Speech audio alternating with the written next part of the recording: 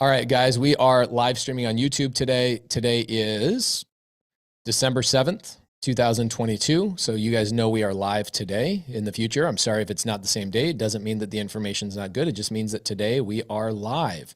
If you guys are in YouTube, I prefer you guys to be in the Zoom. It's a lot more fun. We drop links, etc. I'm going to give you guys a lot of love today, and we're going to have a lot of fun.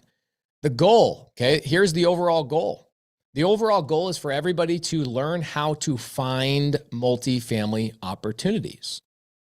Okay, how many of you guys right now, know how to find a multifamily opportunity? The majority of you should say no. Okay, the majority of you guys should say no, not me. Nope, not yet. Nope, nope, nope, nope, nope. Okay, 1,900 people are in this Zoom right now. 1,900. We should have probably about 1,800 people say no. About 100 people in here actually know how to find them. So if at the end of this 4-day challenge, the only thing we've accomplished is you know how to go find an opportunity, would you say this has been a successful challenge? Would you say that that was a good investment of 4 days of your life to be able to say, yeah, actually, I do know where these deals come from. Yeah, I do know how to do this. Yeah, I do know how to underwrite. And I know, and honestly, what I don't know, more importantly, I know who to go find it from, right? That actually, I think a lot of people would be super excited about that. Okay, so that is the goal. The goal is for us to provide that value to you. At no point, for the people that don't know me very well, maybe new people have ran into me recently, at no point am I going to sell you anything. At no point am I going to try and get you into a mentorship, get you into a mastermind, some lame stuff like that. I'm not going to try to do that. In fact, I've done something better for you. I brought my students here to help you. Okay. I have hundreds of my students that are doing deals, are consistent, way ahead of the game. In fact, I have a couple of my students are going to be coming in here in about an hour, I'd say, that bought their first year. I met them November of last year. They did not own one unit. And today, I believe they probably own 75, 78 doors in 1 year. In 1 year. And they went from watching podcasts and watching and reading books and going to seminars, and then all of a sudden come into our world. They provide value, consistency, and they come in and they're at 75 doors. And actually, to be honest with you, I think they could have done 100 plus. I think most of what they actually had to work on this year wasn't even deals. I legitimately don't think that what they worked on this year was deals. I think most of what they worked on this year was mindset. Guaranteed it was, I deserve this type of conversations. It was, I need to grow. I need to learn this. It was balancing work-life balance. It was all of those types of things that they actually had to work on their mindset more than they actually had to learn how to acquire 70 units. The cool thing is they actually own 30 units with me. 30 units with me, 40 units with some other partners. They didn't do it all on their own. Okay, they came in here and they collaborated with other people. That's the spirit that we're bringing to this. All right. So, super excited. I'm super excited about this. We've got 2,000 people between here and YouTube. I think YouTube, I don't know, what do we got on YouTube? There's always knuckleheads on YouTube. Knuckletube. I should call it Knuckletube. Why are you guys even over there? I don't get it. I go live on YouTube, but we've been talking about getting in the Zoom for forever. I'm going to give you guys the Zoom link. Get your butt over here. It is live right now. It is December 7th. Okay. Make sure you guys just come over here. It's a lot more warm in Zoom. You get to meet everybody. There's literally 2,000 people over here hanging out. So here we go. Here's the goal of today. All right. Now, for a lot of you guys, the biggest challenge when you guys are starting in real estate is that you guys have a lack of time. Right? You have a 9-to-5 job. You've got kids. You've got responsibility. You've got church. You've got scouts. You've got baseball. You got this. You got that. You got workout time. For all you 18, 19, 21-year-olds that think the gym is the most important thing in the world, you got the gym time, right? You got all of those types of things. Now, what I'm going to be doing is I'm going to be showing you guys, if I only have 3 hours a day, how would I go out and how would I prospect every single day to make sure that I have leads coming in and where I'm going to find those leads, okay? We will find those leads. Now, everybody, here's what I'll do for you. Okay. Everybody, please pay attention. You guys don't need to blast out your name and your phone number and all that kind of stuff. What I'm going to do is I will email everybody that's registered the whole list of everybody that's here. Okay? So Gabriella and everybody else, please, you guys don't need to blow up the side chat with your names. I will email everybody your names. Let's stop that. You see what you just did right there? Jen, official Gator Funder, you don't need to do that anymore. Okay? We don't need to do that. No more. I will email everybody's name and number to you. We can cut out the names and numbers and where we're from and all that kind of stuff. We got it? Everybody give me a yes or a no. Okay? We're trying to change the industry here, guys. We're trying to blow this up. I'm not here to sell anything. I'm just here to change the game. Okay? Thank you guys so much. And by the way, guys, don't ask questions in the side chat to each other. These questions are on the side. That you guys are asking questions. These are for me. These are for me. Okay? Ask the questions in the side chat to me, not to each other. If you guys have questions for each other, then ask them to each other in the side chat. It's one of the reasons why we don't want you blowing up the side chat with everybody's names, numbers, all this stuff. I'll give it to you. Okay? I'll give it to you. Gene Johnson says, when will this start? Oh my gosh, Gene. Here, let's have, I want to have a conversation with Gene real fast. This is too good. Gene, let's have a conversation. Oh, this is too good. I love this. Gene's never been to a challenge. You can tell. Gene, how you doing? I'm doing pretty good. What do you mean by when's this going to start? You have 2,000 people in here, right? Right. You mean you want me to open up the textbook and we're going to start going through the lines and all that? Is that what you want? I mean, I'm ready to start making money, man. Okay, well, here's the challenge. You've never been to a challenge before, it sounds like. No, this is my first. Okay, so here's how challenges work. I love that you asked the question, and I'm not criticizing you. I really appreciate the question. Thank you so much. Here's how challenges work. If everybody showed up on time, I could start on time. Sure. I've done 15 challenges this year. They're all free. And what happens is when you do things free, can I tell you what you attract? You attract the free people. And the free people don't show up on time. And so when you're not paying for things, you kind of have to go with the ebb and flow of the free group that you're kind of hanging out with the free group. Does that make sense? Yes. I don't make it look like I'm adapting to them, but this warm-up sequence that I'm going through is actually for the people that don't like to pay for stuff. Gotcha. I'm warming them up because they're showing up 20, 30 minutes late because that's what they do in their life. They show up to everything 20, 30 minutes late.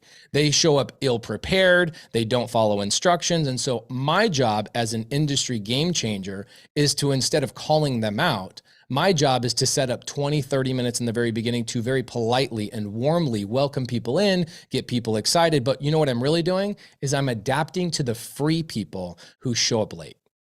Gotcha. Okay, that makes sense. I've literally never said that out on an open Zoom ever, but I hope you guys take something from that. The first 20 minutes of me warming you guys up. Do you guys know why there's always a warm-up band before your big band's there? Nobody cares about the warm-up band. Right. It's because you guys show up late. It's because you guys go to the bar beforehand and you hang out and you don't, it's not that serious. It's going to be introductions and this, that, and the other. But Gene, I'm going to have a conversation with you because you sound awesome. Okay. Okay, so Gene, here's my goal and my thing here. This is a 4-day challenge. Okay. Okay. The first day is kind of laying the framework, and we're going to do some Q&A and some fun things. I'm going to tell you guys what I would do to go out and find multifamily. Day number 2, day 3, and day 4 are us actually making calls and negotiating and finding deals. Okay. Awesome. What happens is if you're ever on a day 2 or a day 3 of a challenge and you started the challenge like calling agents or calling sellers or negotiating on-market deals or raising capital or whatever it is that you're doing, here's what ends up happening. You get flooded with Q&A of like, what are we doing? I don't know. I'm lost. And so you have to kind of pave the runway for the airplane to take off on day 1. And that's what day 1's all about, is kind of laying the runway, if that makes sense. That does. And thank you. A couple of things I'm going to do just for you, Gene. I'm going to give some expectations. Okay. Okay.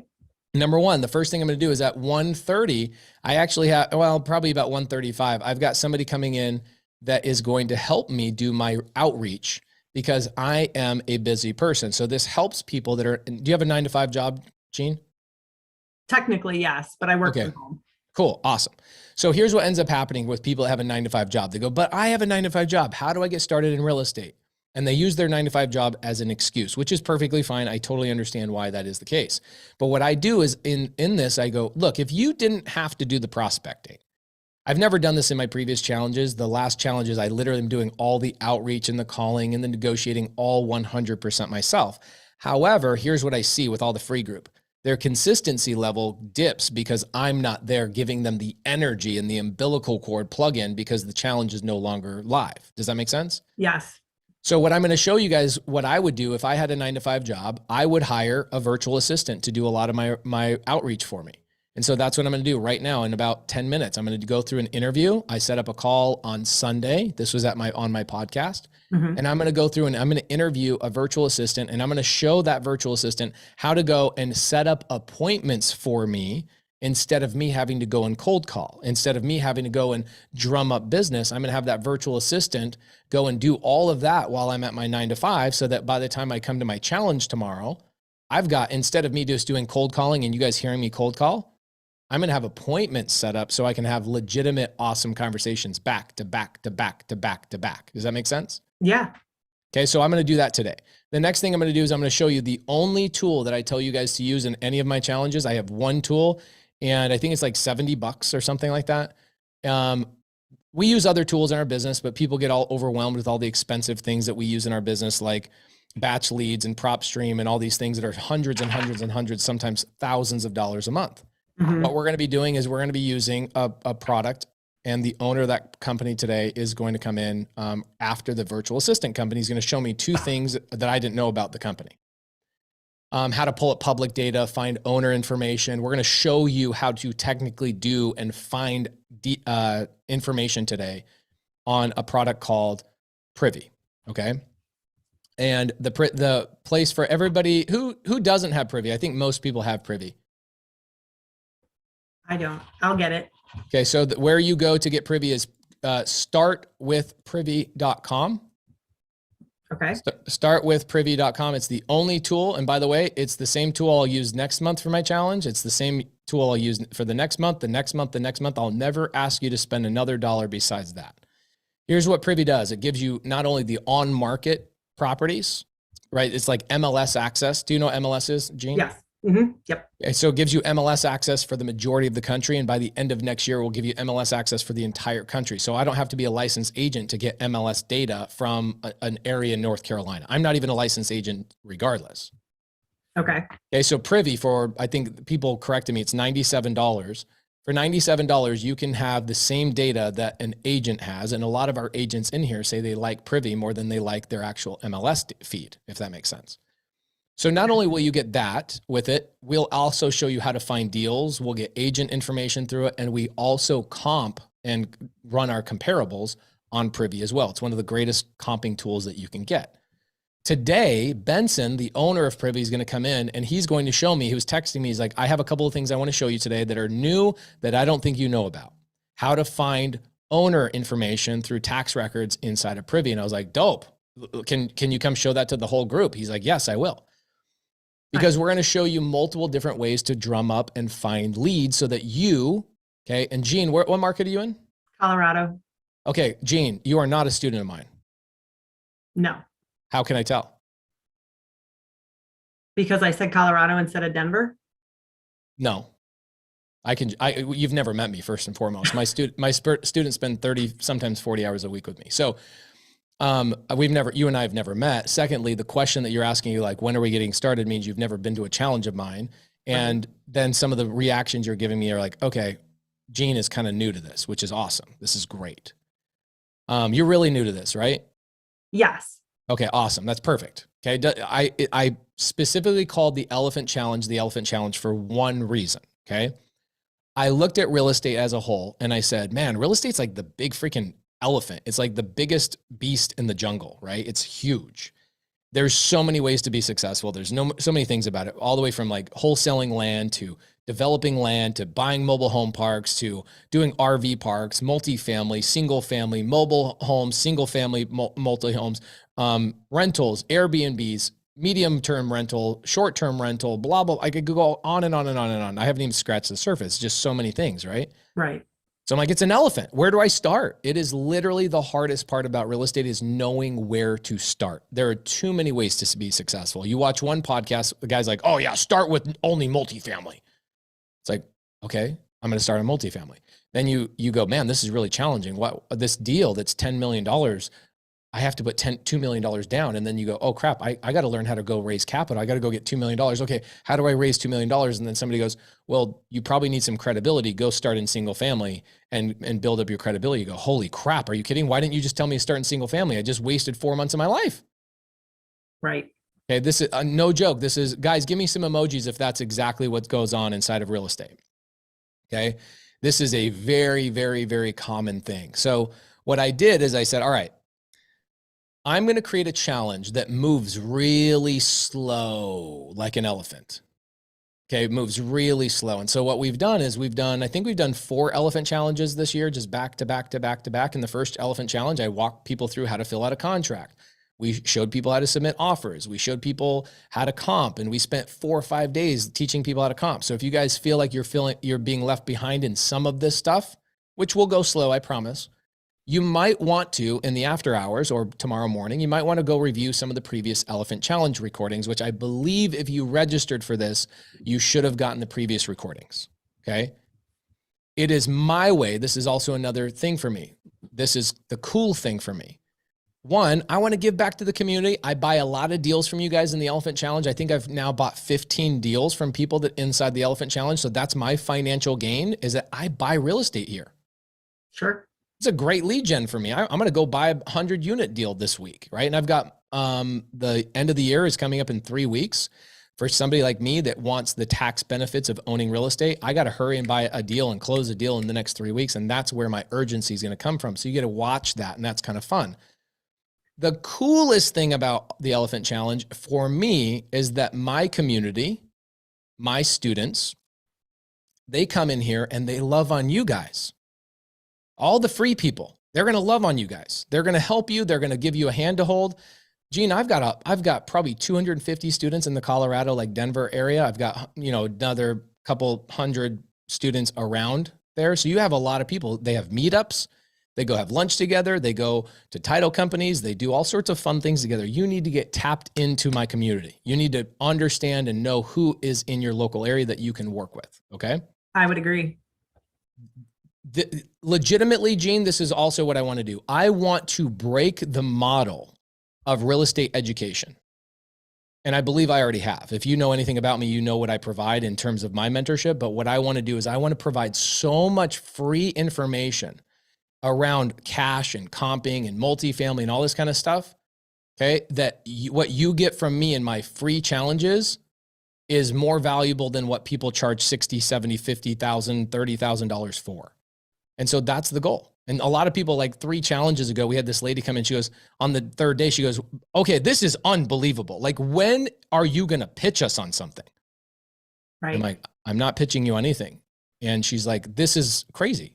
It's absolutely crazy. And she went off and did 3 deals. She's in the side chat with us. We got a lot of people today that have done a lot of deals in the Elephant Challenge. They're doing deals with each other. You guys will raise money with each other. You got borrow and lend money from each other. Some people in here will get married. Who knows? Freaking all sorts of, legitimately, I have people, my students get married. They meet each other at meetups and they fall in love and they get married and have babies. It's cool. That's awesome. It's awesome. It's the freaking coolest. And so I'm just trying to change the game. And we do this free Elephant Challenge every single month to get people on the same page. And now here's the other thing about the Elephant Challenge. A lot of times when I did challenges last year and the year before, I would go and I would tell people, like, here's how I'm going to skip trace this. I'm going to spend this money. I'm going to buy this list of all these sellers. I'm going to do this and do this. And then it would be $5,000 just to start on a challenge.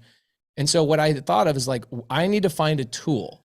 I need to find a resource that's so inexpensive that produces just about everything you could imagine you need in one piece of software. And so I went to Privy and I said, can we get a discount for my people? And they came up with a discount. And I love that. Bo Howard says, I'm going to find my wife in subto, only dating site I need. That's so great. So, guys, here's what's going to happen. Okay. Start with Privy.com is the only tool you're going to need for the whole thing. Make sure you guys download it, because here's what's going to happen. On day 3, I only want to work with action takers. This is what ends up happening.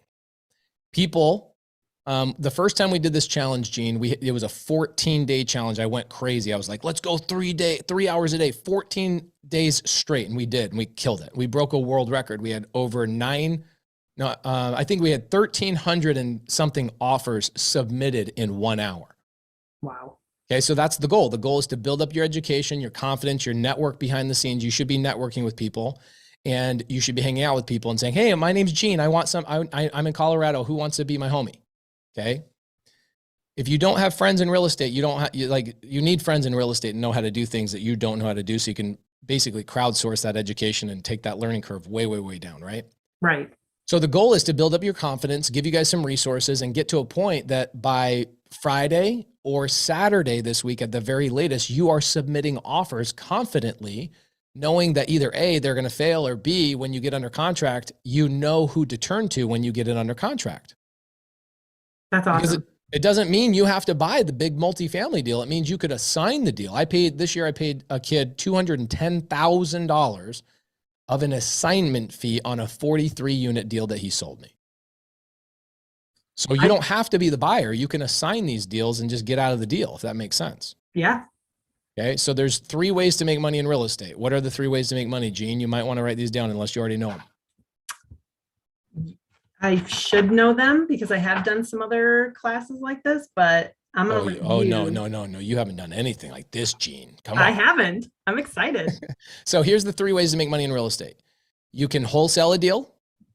Okay. Find a seller willing to sell, or an agent that will sell a deal to you, get it under contract, and then literally sell that contract to somebody else. That's called wholesaling, right? Okay. Okay. And you're assigning the rights to that contract to somebody else. So you're basically selling paper, and you just add your fee on top of it. So let's say I find a 10-unit apartment building in this challenge for $1 million. I then find a buyer. We'll show you how to find buyers as well. And there's a lot of buyers in here also. We're going to show you how to find buyers. And let's say we find a buyer for 1.1 million. You can assign that $1 million purchase contract for 1.1 million and make $100,000 in an assignment in a day. Okay. So that's wholesaling. Okay. Second thing you can do is you can fix and flip, also known as develop. So I can buy something, I can develop it, and then I could flip it to the actual end buyer, like a homeowner or something along those lines. Okay. Mm-hmm. And that includes taking a piece of dirt, building something on top of it, selling it to a retail buyer. That is also fixing and flipping. I'm fixing the dirt and I'm flipping it to a buyer, right? Right. Fix and flip. The third thing you can do is you can buy and hold. That's it. Those are the only 3 ways to make money in real estate: is to buy and hold, fix and flip, or wholesale. So we're going to show you how to do a lot of that stuff. We're going to show you how to do all of that. So no matter who you are, if you're brand new and you're just starting, you go, oh my gosh, I don't want to own anything right now because I don't know how to operate or manage this or deal with tenants, and I don't have cash, and I'm broke, I have no money. Well, that's where you assign a deal to somebody like me, or you assign a deal to somebody, one of my students in the side chat, that go, dude, I'm buying right now. Right. Right. You can assign. So in here, pay attention, Gene, I know you already are, because I got you singled out, obviously. But we've got buyers in here. We've got agents in here willing to help. We've got people that have money in here. Let me unpause the chat. By the way, guys, startwithprivy.com is the link that I've paused the chat on. If you do not have Privy, here's what I learned, Gene. I went on a tangent. In the first challenge, we did 14 days. On the 7th day, I had people coming in that had skipped the first 7 days. And they were asking questions that we answered on day 2, day 3, day 4, day 5. And it was like, we couldn't move forward. And I was like, what is going on? Like, these people are asking questions. They're either showing up late, or they literally are like, okay, I'm just sitting here observing, taking notes. I do not want you taking notes unless it's taking notes to take action.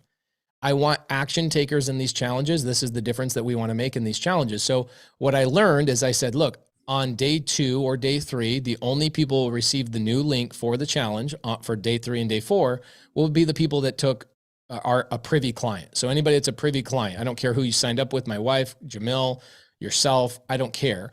I want people that have at least believed in themselves enough to buy the one tool that you'll need for a year. Okay. So what we do is we send a link to them.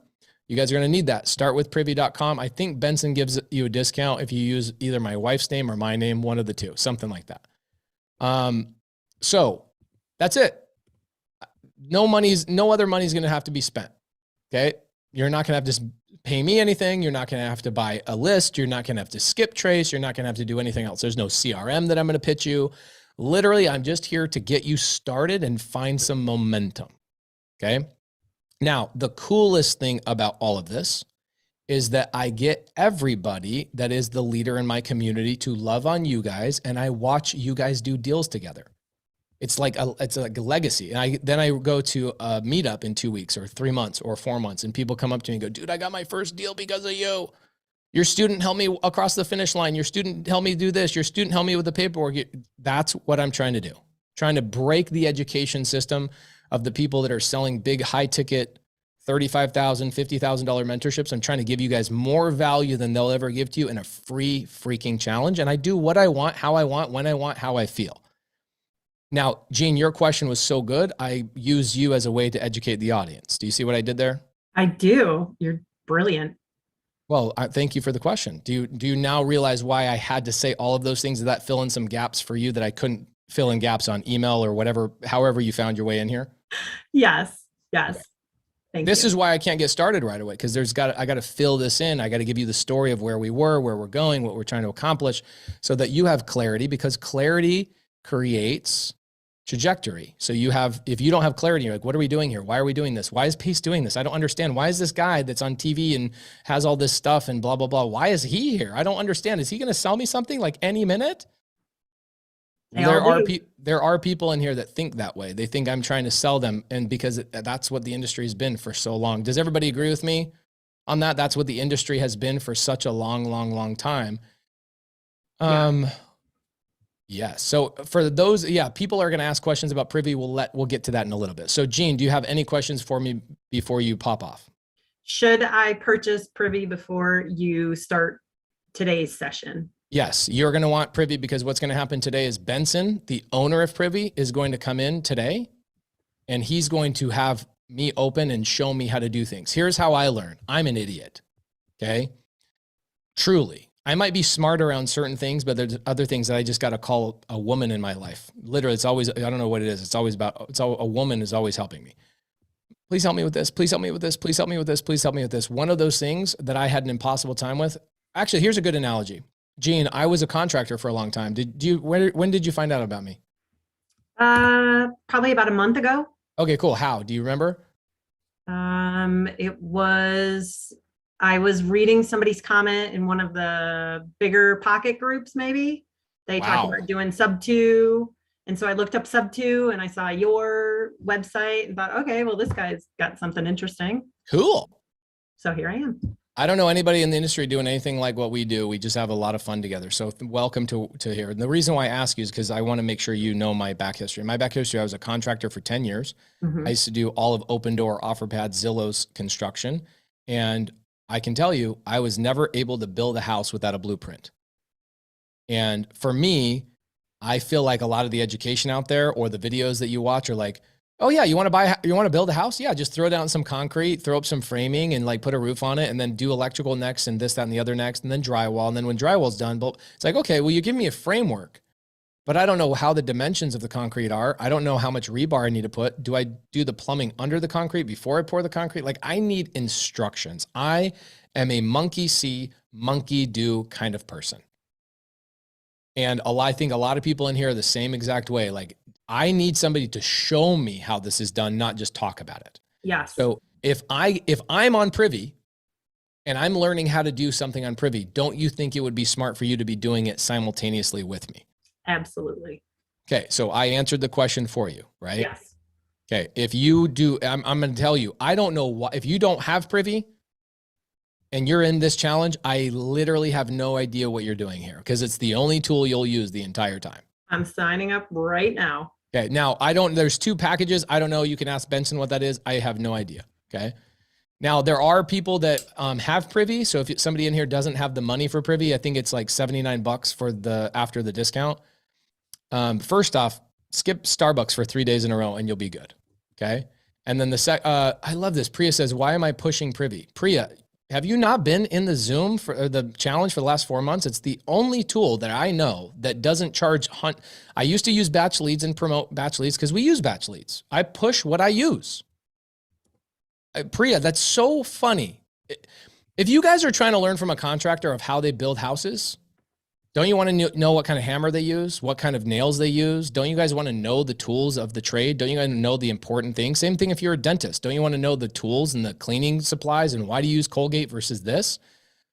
My gosh, Priya, here's a better question. Priya, why are you here? If you don't want to learn from me and you don't want to know the tools I'm using, why are you here? I'm giving you the one little tool to make your life a little bit easier. And I went out and I already gave you the story. I used to push batch leads, but I found that the average person using batch leads is spending about $600 a month. The average person using PropStream is using about $400 to $500 a month. And so when you're brand new, does that sound like a super alluring price point to spend money on before you've ever done a deal before? No.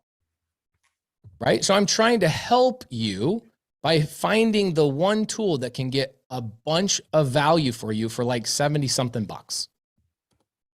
Or we could just sit there and use Google and be super cumbersome for 3 or 4 hours every single day, or we can just make it easy. Right? So I'm trying to make it easy. I went out, researched the company. And also what I loved about the company is the owner of the company. They're a small enough company that the owner of the company still comes in and hangs out with us and teaches us stuff about the software. Okay. The website is startwithprivy.com. Okay. Priya's going to hate my guts now, but it is what it is. I don't know what else to tell you. I'm sorry, Priya. Sometimes people just need to be educated, and I'm sorry, you just had to be the one. So Jean, thank you so much for pulling that up. I appreciate you. Absolutely. Thank you. Absolutely. You're welcome. All right, cool. So for me, guys, I'm a pretty busy guy. So I'm going to tell you, for the people that are busy in here that have 9-to-5 jobs, I'm going to tell you how I'm going to operate this. And I'm actually going to tell you guys a couple of cool things. This multifamily challenge that we're going to be doing right now, I'm actually going to carry this multifamily challenge into January. So we will be doing the same multifamily challenge in January. Okay, so the elephant challenge is every single month. It's going to be typically 3, sometimes 4 days, depending on what my schedule allows. And I don't know the date for January yet, but I will come up with that once I figure it out. Okay. Now, when I figure that out, we will continually compound the learning in multifamily. I don't want to just do 3 or 4 days of multifamily and then stop. I want to continue to give you guys more and more and more and more education on multifamily. So we're going to take the momentum from Elephant Challenge this month, generate a ton of leads. You'll have a lot of follow-up stuff. You'll have all sorts of stuff. Maybe people will get a ton of things under contract. And some of those things under contract, you'll have questions about them. You'll have things that you'll need help with and connections. And so we'll compound that learning in January. So for me, here's what I'm going to be doing. I'm hiring a virtual assistant because I'm busy. You guys see what I do all day long. You see where I'm going. I'm traveling. I'm in the last 3 weeks, I've been in 14 different cities. I'm a pretty busy guy. So do you think I'm going to be doing my prospecting all on my own and my cold calling? No. So today I'm actually on Sunday service. If you guys were there was about 1,000 of you guys there on Sunday service. I booked a call with a company called Start Virtual. I'm going to have that call now. I think, let's see, Carly is going to help me out with this. And then we're going to bring in Benson. He's going to teach us a bunch of cool stuff. So if you guys need Privy, I would start signing up for Privy now. Benson will be here in about 30 minutes. Then I'm going to bring on somebody who purchased 70 units in the last 12 months. And we're going to talk about the framework and what we need to start doing to start looking for deals. And then we're going to give you guys some homework tonight. Okay. Now I am teaching Tariq Al-Musa's class for his students tonight. Let's see, it's 2:00. I've got basically 2 hours. Okay. I have 2 hours to be with you, 2 hours and 10 minutes. So we're going to go as quick as humanly possible. All right. So let me see, Carly. Right, let's see. Carly, who am I pulling up here? Hey, I'm just coming up. They're all backstage ready to go. So when you're ready for Rihanna, she just has to push that webinar button and she'll come right back up and I'll leave. Have her come up. Let's go. Rihanna, right? Yep. Brianna, come back up and I'll hop back off. Okay, cool.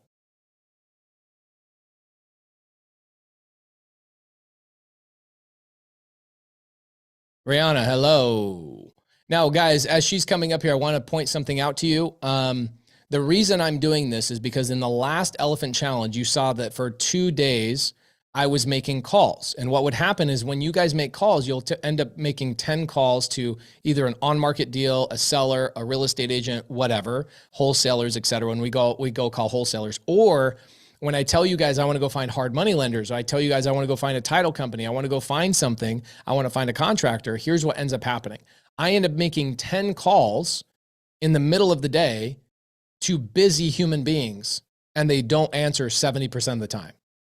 I personally don't have a lot of time. I'm traveling. And so I have a 9-to-5 job. I don't have a 9-to-5 job, but I run a lot of businesses, which is like a 9-to-5 job. So I'm not going to be prospecting the way that I probably would have if I was brand new, where I had no money. I'm going to spend a little bit of money and I'm going to hire a human being to cut out all those calls.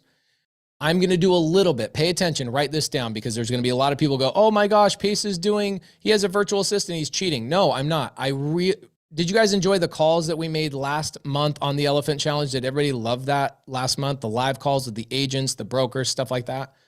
So you guys want more calls, right? Does everybody want more calls? Okay. My goal is I'm going to hire a virtual assistant from startvirtual.com. That's Rayana and I have never spoken before. She's like, this guy's freaking wild. And I set an appointment to talk to Rayana. I had Carly in the backstage set that up. So Rayana's coming up here to talk to me. I don't even know if I'm pronouncing her name correctly, but we'll have her fix that. Or she'll correct me in a second. My goal is to do two things. Ooh, look at that. Okay. My goal is to do two things. Number one, I want more calls. So a lot of the cold calling and the 70% of people that don't answer their calls, I want somebody else to cut a lot of that out of the game for us and set up the appointments so that you guys can see me handle way more calls. Are you guys okay with me doing this? Okay. Way more efficient. Way more efficient. Okay. Now, the second thing I'm going to do is that if there's no appointment set, like for example, we're not going to have a lot of appointments set from the virtual assistant. I will be doing the cold calling and showing you what that initial phone call looks like. Okay. Does that make sense? Does that make sense to everybody? I will be doing both. Okay. All right. Do you understand why I'm doing both? Okay. Now, for the people that have a 9-to-5 job, this will be a big benefit for you, because what happens is you guys go to work or you're busy all day long and you go, man, why don't I just have a human being set up appointments on my calendar? So for me, I'm going to interview Rayana and I'm going to say, hey, I need you guys to find a virtual assistant for me that has experience. I don't know if they have anybody available. So at this point, I might just be SOL, but I'm going to ask them, do you guys have anybody available that has experience to do what I'm asking them to do? She might say no. I'll go double check. I don't know. We'll see. If that's the case, I'm cold calling for 3 days straight. Can I tell you guys something really interesting about some of you people in here? The second I start cold calling and I go through 7 or 8 no answers, do you know what happens to the Zoom viewership? People are like, oh, I'm not being entertained anymore. I'm not being entertained. Not Christian Hernandez. Christian, come on, bro. You know who I'm talking to and who I'm not. You guys know who I'm talking to and who I'm not talking to, right? Come on. So I'm talking to the people that go, oh, why isn't Pace talking to somebody? All I hear is he's calling somebody, and they go, oh, this isn't fun, and they leave. Okay, so what we're going to do is I'm going to try and have a virtual assistant book the calls so that when I come into the challenge tomorrow, Friday, and Saturday, those calls are actually already booked for me with brokers or with sellers or with agents. Okay. And then in the in-between time, when there's maybe not an appointment, I will then make the calls and do the cold calling in between. Does that make sense, everybody? Give me a yes. Okay. Somebody tomorrow is going to come into the challenge and they're going to go, what is Pace doing? Why does he have appointments? I don't understand. When did this appointment get made? I don't know what's going on. Guys, I'm telling you right now, I'm very clearly explaining this to you. Okay. All right, cool. And then here's the thing. The other reason why I cut it off on the privy stuff. Do you guys remember all the other challenges where people come in like day 4 and they start asking questions about what we talked about on day 1, day 2, day 3, etc.?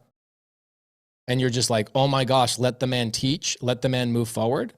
This is why after tomorrow, people that do not have privy will not be given the link for day 3 and day 4, is because I need people that only take action. Paige says, I hate that. It's annoying as hell. Ardell says, karate chop, Michael.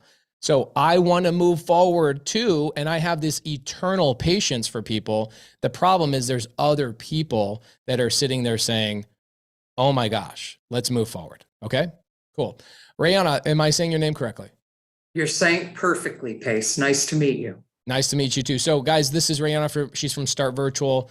This is the virtual assistant company I use for my social media. This is the virtual assistant company I use for my bookkeeping. This is the virtual assistant company I use for our cold calling and my acquisition company. I've never spoken to Rayana, except I was on Sunday service this last Sunday. I told Cody, my partner, I go, I want to have a virtual assistant for this challenge.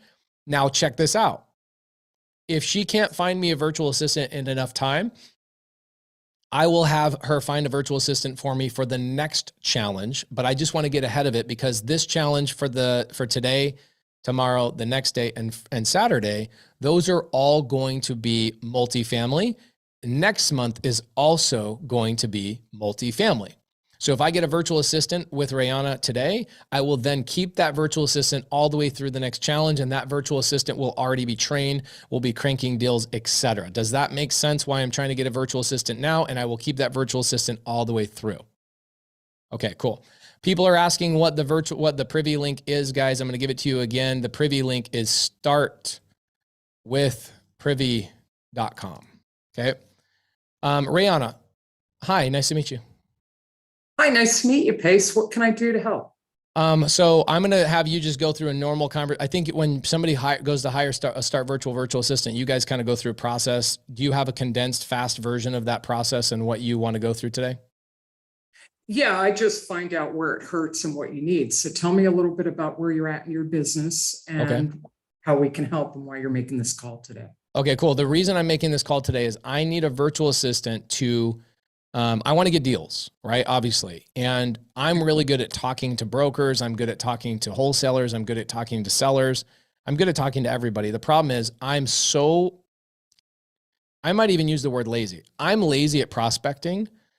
If I can do anything but cold calling, and if I can do anything but prospecting, I can do anything but doing outreach, I will do creative avoidance and I will create something to avoid doing that. So what I want to do is I want to hire a virtual assistant from you guys, and I want that virtual assistant to do the upfront conversation with multifamily brokers to set up appointments with me to talk so that by the time I get to the appointment, the broker already knows my name and why I'm talking to them so that I don't have to go through that rigmarole of, hi, my name is Pace Morby. I'm looking for this, that, and the other, blah, blah, blah, blah, blah. I'm hoping you guys can help me find a virtual assistant that cuts out 90% of all the calling and setting appointments and all that kind of stuff for me to make my life more easy.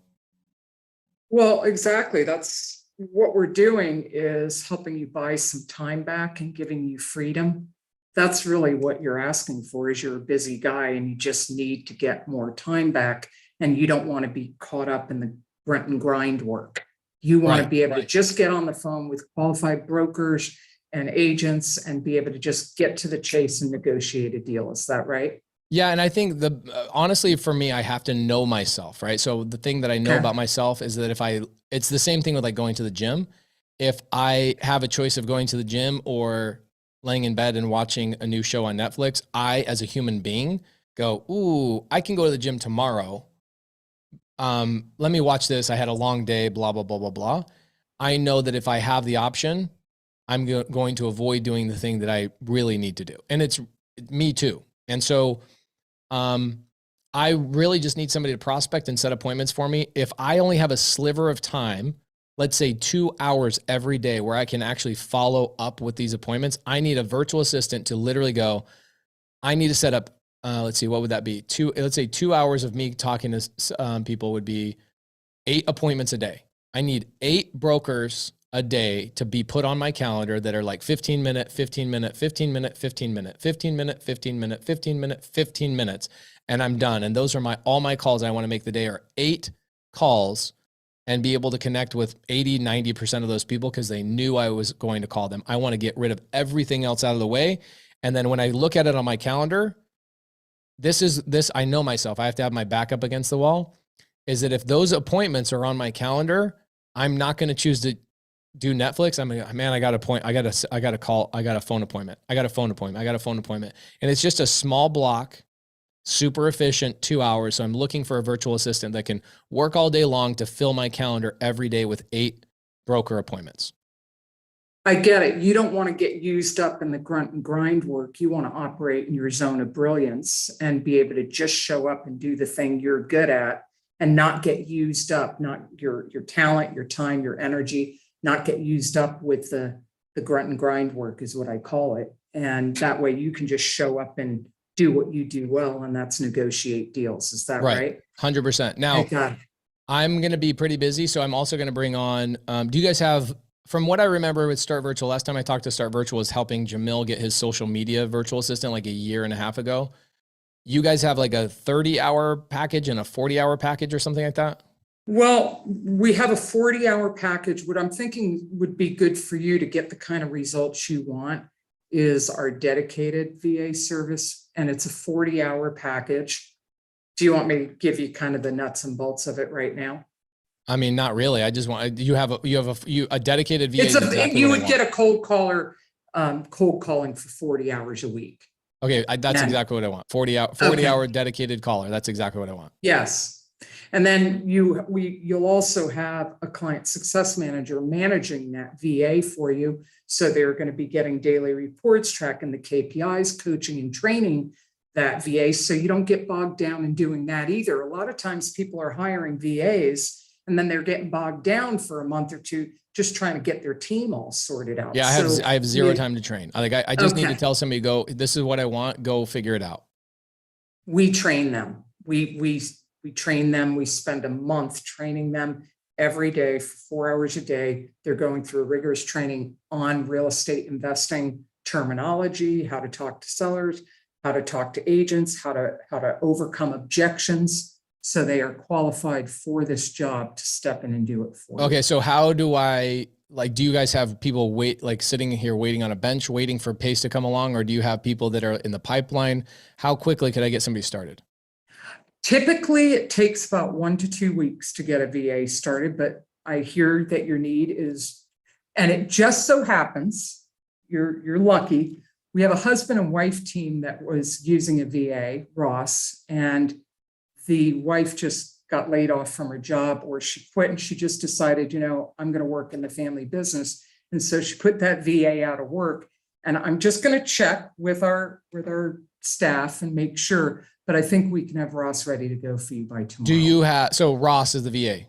Ross is the VA. Okay. So if Ross, the VA does he have real estate experience, or is this like cold calling? Yeah, no, that's what he's been doing. What you want him to do, he's actually been doing for a couple, and he just pretty much got laid off. So he's, your timing on your scheduling of this call couldn't be better. But typically it takes us 1 to 2 weeks to place a VA. How fast could I have Ross? Could you find out today and get back to me? By tomorrow we'll have, I'll find out today, but I'm pretty sure, he wants work. So I'm pretty sure we can get him set up for you by tomorrow. So you guys would need another meeting with me probably to say what I want and what market I want and all that kind of stuff. So would that be something we do tomorrow when I'm on this tomorrow? We can do that tomorrow. Yeah. Okay. So this is a wish list. Okay. Okay. What's your wish? My wish is my command. If you guys come in tomorrow with Ross and I literally give Ross 20 minutes of explanation of this is the market I want, this is where I'm going, and Ross starts calling. That's exactly what will happen. Should we see if Ross would do this on Zoom and do some cold calling on Zoom? You think Ross would be open? Could I do that? If he's my dedicated VA, could I have him go on Zoom with me? Yeah, definitely. Let me unmute the chat. Let's see if we should do that. I think that would be freaking cool. Do you guys want me to do that? Should we get Ross, the VA, to come in and actually show you guys how he would cold call? Look at that. You got to do it. You've got to have proof. There's got to be evidence. That would be freaking cool. What better way? Yeah, what better way? Oh my gosh. You know what would be freaking sick? I wonder if, hey guys, I'm just coming up with this idea on would you guys, if Ross comes in, let's see, he comes in tomorrow, so I'd have to train him tomorrow. I don't have time. I'm with the sub 2 students all day tomorrow, so I can't train him any earlier than 1 tomorrow. But if on Friday, What if I had Ross for his whole schedule? I gave you guys a brand new link that would only watch Ross work on his Zoom. Would you guys be open to that? Dude, somebody said no pressure Ross on the guy. the boss. Ross the boss. There you go. Wizza says putting pressure on the guy. Well, she said that he has real estate experience, and I can tell you that like Matt Beard and all these other people have shown their start virtual real estate or their start virtual cold callers on Zoom multiple times. I don't know Ross, but we'll see. Let's say I don't like Ross for whatever reason. How quickly normally does that take to fill out? Like, let's say I don't like Ross's accent, or I don't like his attitude. I don't like whatever. Can you guys change him for me within like a week or 2 weeks? You can exchange VAs. If someone isn't working out for you, it's just not a fit, you can definitely exchange a VA to get one that's better fit for you and your company. Okay, guys, let's do a final vote. Should we have Ross do a full day on Friday of calling, so you guys can even have your virtual assistants watch him do it, and you could have yourselves just sit there and call while Ross is calling. What a great idea. Have a calling frenzy fest. We would wear out all the brokers. It'd be great. Okay, so talk about massive action. Can you get Carly to work out like the billing situation and all that stuff so I can get back to the live? I'm ready to go. Like if Ross is ready to go, I'm ready to go. Tell Ross that if he doesn't want to be on a live Zoom, then he should definitely not work with me. Well, we kind of prepped him for this. So yes, he's ready to rock and roll with you, Pace. Okay, perfect. Then let's get him going. All right. Great. Perfect. Look forward to working guys, with I don't you. know what it's going to cost. She's going to figure out what Ross is going to cost. I'll show you guys the invoice tomorrow, whatever it ends up costing. Okay.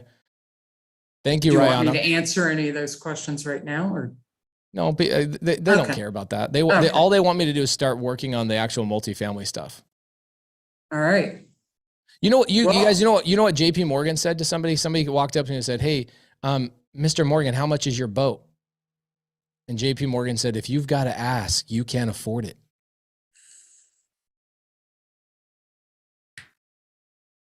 Oh, okay. Rihanna. Pace. Thank you. You know what's funny about my challenges? People go faster, move forward. Why are you talking to this person? Go faster. Oh my gosh, move forward.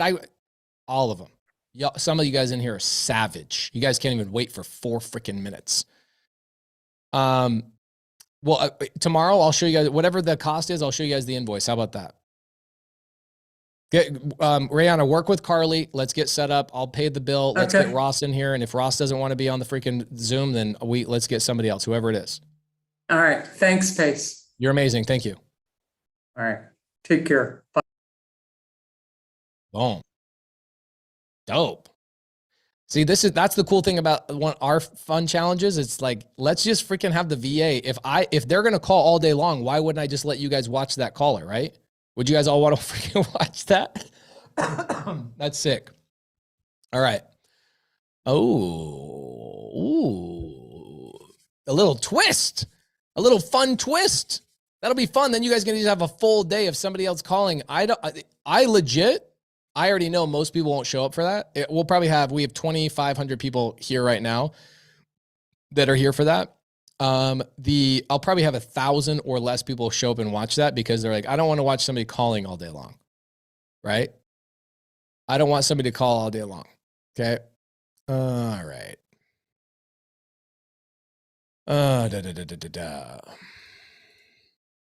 Cool.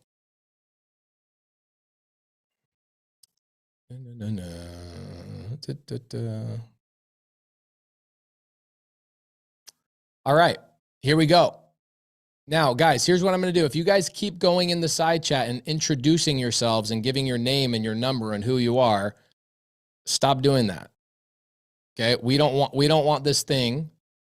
Okay? Stop it. Please do not blow up the side chat with your name and your phone number. You've already done it once. In fact, if you want to do it right now. Do it one time right now, and what's going to happen is I'm going to boot your butt if I see it again. Okay? Stop with your phone number. Stop with your name. You've already done it. Do it one time. Just do it. You got to do it. Do it. And then save the side chat. I will give you the boot. Okay? Why did Justin Birch has 3 Justin Birches in here? Justin Hoke has 2. Justin Ferrazzo, or no, Justin Cujo has 2 people in here. Why? What's up with that? Okay. Have we gotten it out of our systems? Are we good to move forward?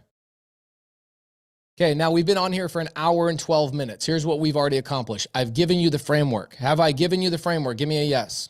Have we accomplished that? Have we accomplished what the expectations are and what my deliverables are? Have we accomplished that? So for some of you guys who go, I've been in here for an hour and 12 minutes and I haven't learned anything. Well, I can already tell you that you're a free person. That's the word. They're a Walmart person. If that's your mentality, you're a Walmart person. Go to Walmart. This is Costco. Okay. I want Costco people in here. I don't want Walmart people in here that have these weird expectations that you're going to take over the whole world in the first hour and 12 minutes of a 4-day challenge. Somebody's got to lay out the groundwork, the framework, the expectations, who's, what's going on, so you guys all know what the deal is. Okay? Sam Club is dope too. Some of your guys' little podunk towns don't have Costco. You guys have, like I was in Little Rock, Arkansas. They'd never heard of Costco. They have Sam's Club there. Okay? Where can I find the recordings? Okay, so here's what happens. The recordings get sent to you guys. Everybody that's a Privy client, you guys all get sent the recordings. You will all get it, okay? I love how you guys go into the Q&A and you ask all these questions. I love it. It's good. Let's bring on, let me see if, hey, Carly, can you do me a favor? Can you come up here for just a second? Carly, can you help me get Benson from Privy on here onto the stage? Yes, Benson is backstage. Benson, if you're listening, press the webinar little door. I texted him early. I texted him. I was like, yo, I go, hey, I have a couple questions. He go, yeah, we can do that in Privy. And I go, can you do this? He goes, yeah, we can do this in Privy. I go, bro, come show me. He goes, I'll show you right now. I go, no, come into the Zoom today and show me how to do it on the live. There he is. Oh my gosh. Is anybody disappointed that Benson didn't wear his capitalist pig shirt today? I'm wearing it out. It's like I need to get a new one. It's literally like falling apart.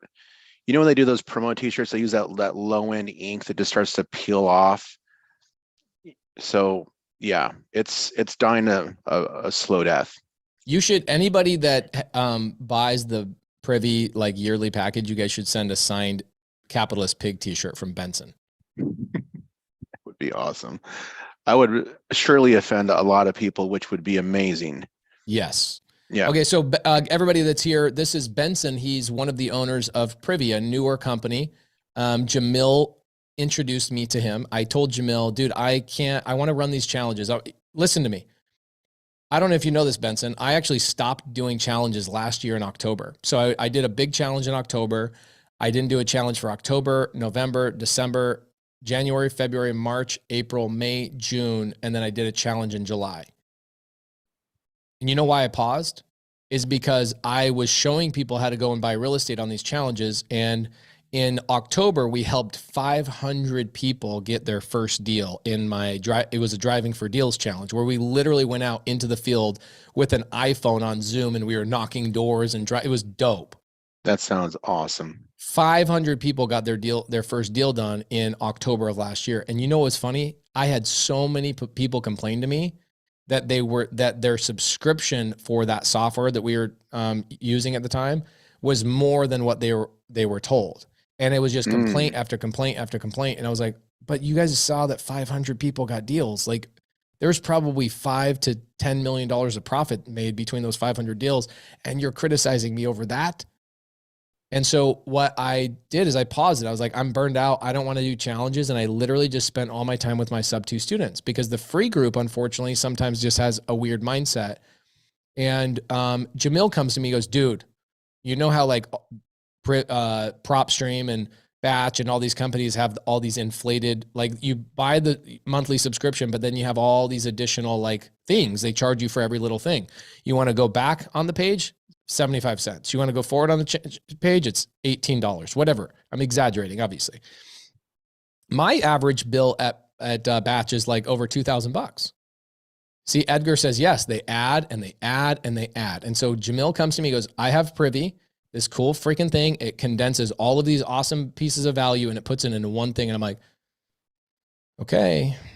And I didn't trust him because Sounds too good to be true, right? Sounds too good to be true. So then we brought in Benson into our first challenge, and people freaking love it. Who in here loves Privy, by the way? Oh, Pace, it was so cool. On Saturday. Unfortunately, I didn't get a chance to see you, man. There was just so much. That whole whirlwind of the premiere was amazing. But I got to meet a lot of Privy users.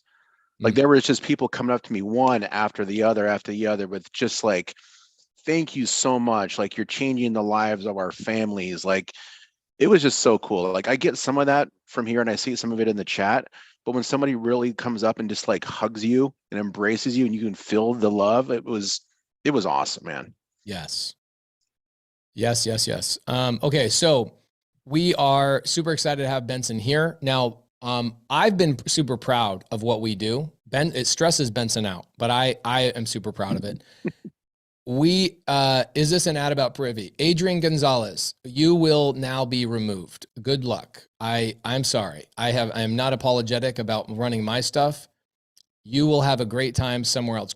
What you should do is you should go join somebody else's challenge that's going to sell you a $15,000 or $25,000 product on the back end. Have a good time. Bye-bye. Okay. So here's, it's so funny. People go, when I was a contractor, everybody wanted to know what skill saw I used, what this I used, who's my architect, who is my this. Nobody ever came to me and go, wait, you're pushing your architect, but he's charging me $3,500. Do you make money on this? No, it's who I use. Like, what do you want from me? I don't have time for that. If you guys want to learn how to run the business the way I run the business, then do it. If you don't, go away. I don't need your energy. Go away, please. Okay. So Benson, what you and I were texting back and forth. You said that you could help us find property things or owners of properties, public records, stuff like that. Yeah, absolutely.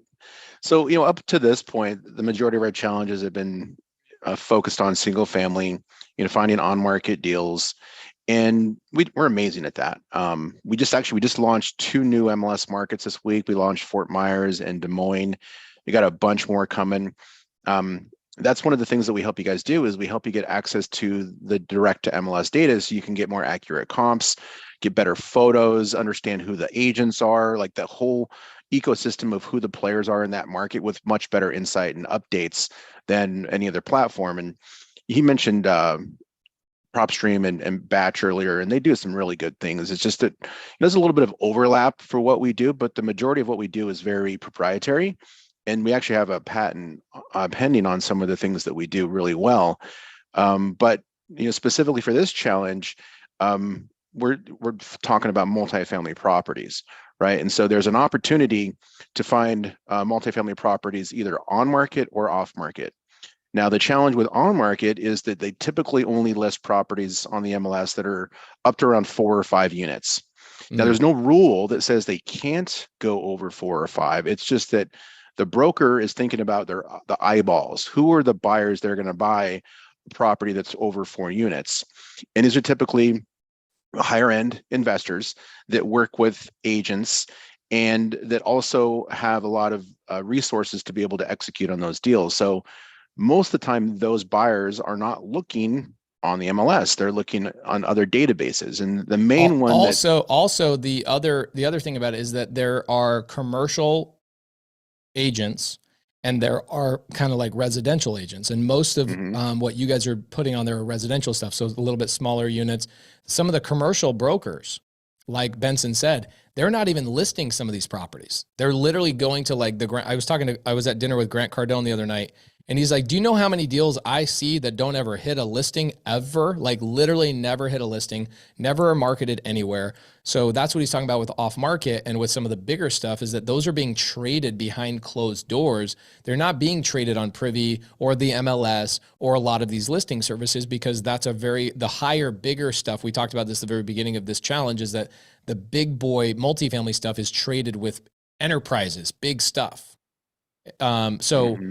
You're telling me that there's a way to find off-market multifamily through Privy? And also on market. So I guess the point is that you can do a search in Privy for an on-market 20-unit building. They're there. I mean, you can do it quickly and it's there and you can go through the normal process of contacting an agent and doing kind of the things that we've been doing. But we've got all of the county record data for all multifamily properties.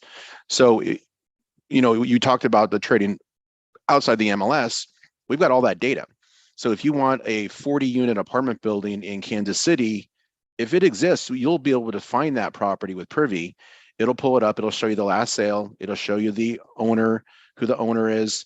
You can export lists of information so that you can go and you can skip trace it and actually find contact information for the owners. And you can get email addresses and the information you would find in a skip trace scenario. So we'll be able to help you guys, get some lead generation and also to evaluate them, right? Because we've got the sold data there. So you can see, okay, well, cool. I got a property here that John Jones Enterprises owns. They've owned it since 1950.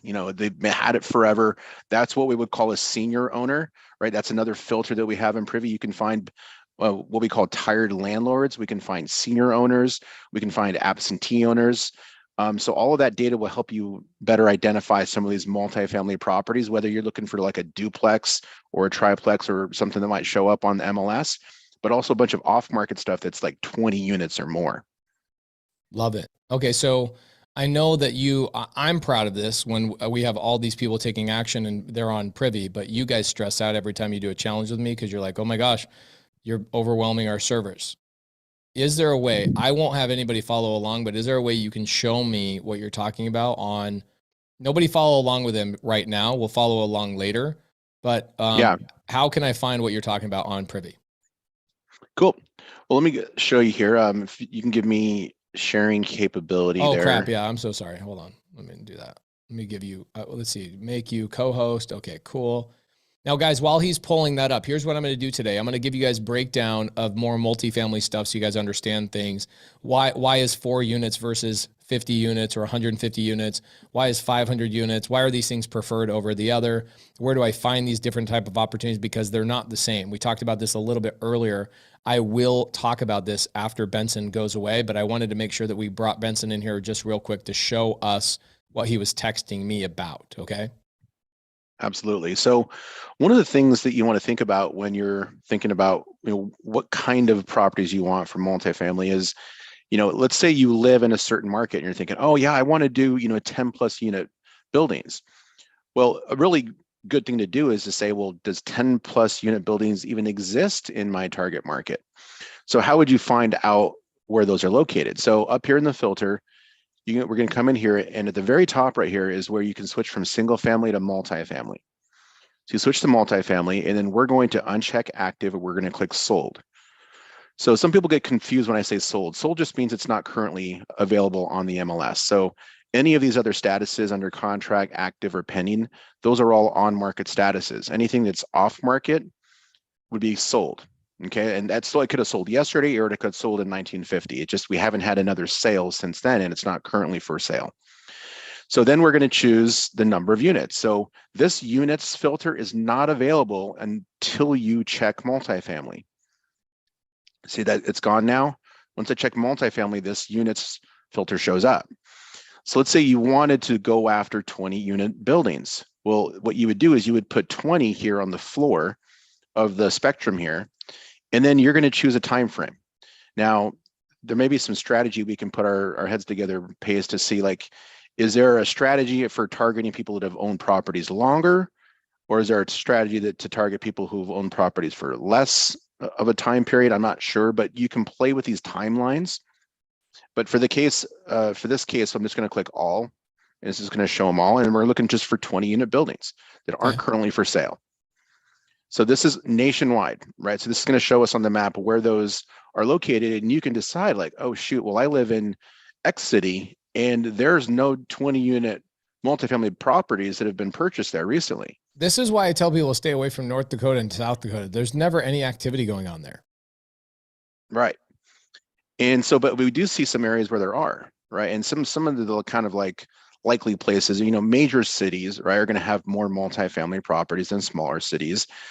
And what does that mean? Well, that means more opportunity. There's going to be more leads for multifamily properties in these larger cities. You look at like Chicago and St. Louis, like there's a bunch Dang, St. Louis has 560. Everybody that cannot see the screen, I promise you, it's not us, it's you. Can everybody see this on your screen? Give me a yes in the comments, please. Okay, so everybody that thinks they can't see the screen, I just want to be very, very clear with you that you are the problem, not us. I'm sorry. Just want to be very clear with you. You are the problem. It's something with your Android phone. So, and then, within St. Louis, proper, like I'm actually, the place I'm sitting in right now is right down in this area called Dutchtown. So there's not Okay. a lot of multifamily properties around here. And I've noticed that, but where there are is up here, there's a bunch of them. And so you can kind of drill down here and you can say, okay, cool. I want to see some of these multifamily properties. And then what's happened is these little blue things are called clusters. They're going to break up into the individual properties themselves. And then we can see here's all of those properties. So here's an example of one right here. This one is a 48 unit. It last sold back in 2019. If it was like an MLS sale, we'll show you the photo. If not, we'll show you the street view. And then we can come down and we can look at the properties here, and it shows the other multifamily property sales in the area.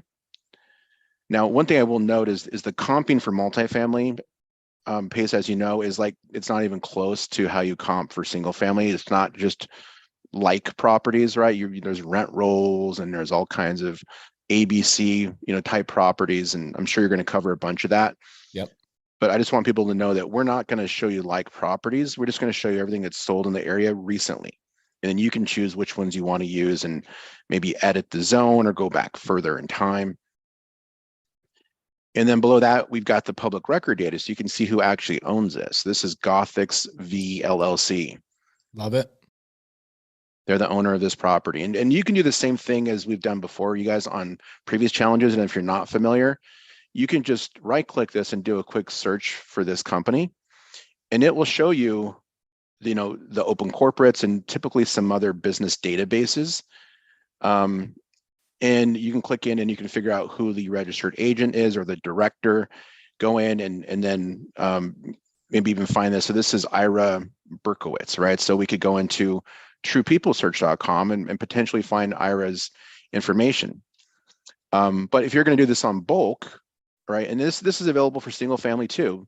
You can download this right here at the top. It says download. That'll export it into a CSV file. And then that CSV file will kind of organize that information for you. And you can work from the spreadsheet, or you can put it into your favorite CRM, or you can actually take this list and upload it to like a batch or some other skip tracing service and find contact information in a batch fashion. Love it. Ooh. So all right, love it. I actually was looking earlier at Chicago, but this is the Chicago one. And one of the things that is really cool about some of these is you can actually sort. And I sorted by company name, and you can see that there's some of these companies have multiple properties.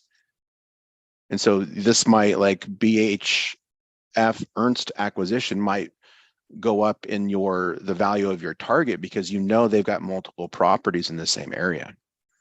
Look at this Camelo OZB2 LLC.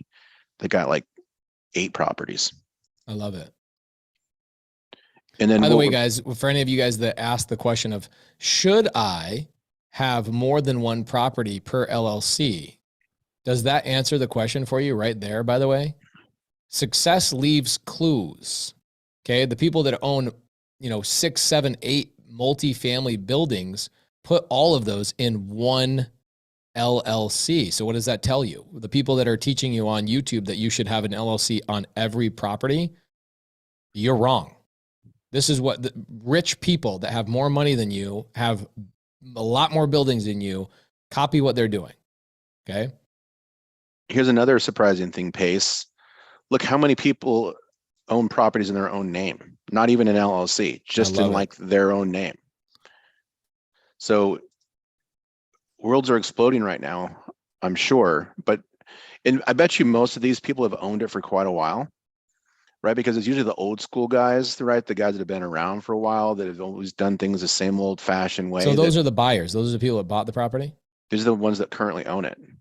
Guys, do you think these are the people to call? Pretty simple, right? He just gave you an entire list of people to call. And Tori Manuel is completely right. These are mom, and write this down, everybody. Write this down. Mom and pop apartment owners. These are the people that we will be targeting. We will not be targeting the big enterprises. We will be, Jake Wibble. These are the people who bought the apartment buildings years ago and still to this day own them. So what does that tell you? They have a high likelihood of being sick and tired of these properties. It's called a tired landlord. Does that make sense, everybody? The last people are like screenshot. Just pull the list. You can pull how many of these lists can I pull every single day on Privy? Do I get limited on this? Yeah, there's 10,000 downloads per month. Okay, so guys, you don't need to screenshot this. You can just download this 10,000 times and you're good, okay? Well, no, you can download 10,000 record. There's 10,000 records per month. Yeah, that was 65, right? So like you guys are not even 1% of what you could have pulled on your own. So that's per month. Right. And you guys, and if you're doing more than like a couple hundred, you're going to overwhelm yourself with too many leads. You're not going to be able to properly manage. So be reasonable about what you can literally do with your time, unless you hire a VA, and then that could change the game for you. Because now you can start to do stuff on scale, but just be realistic about how many leads you can manage. Because if you're just downloading huge lists for the sake of downloading huge lists, I guarantee you're never going to get back around to those leads you started calling today next month. You just won't have enough time. This is, guys, now do you understand why I'm hiring a VA to do all this so we don't have to do it all up front? Does everybody understand why I'm doing this? I don't have the time. Yep. So it's actually fairly straightforward, you guys. So I'm curious, Pace, like, how you're going to be teaching this. When I showing you what I just showed you, what's sticking out in your head as some things that we can leverage Privy for through this process? I mean, bro, look what you just did. You gave me 65 people to call that bought properties in, what was the filter on that again? Well, I had two. So the original one was that one in Chicago. I just had that up on my screen. This one here is the actual one from St. Louis.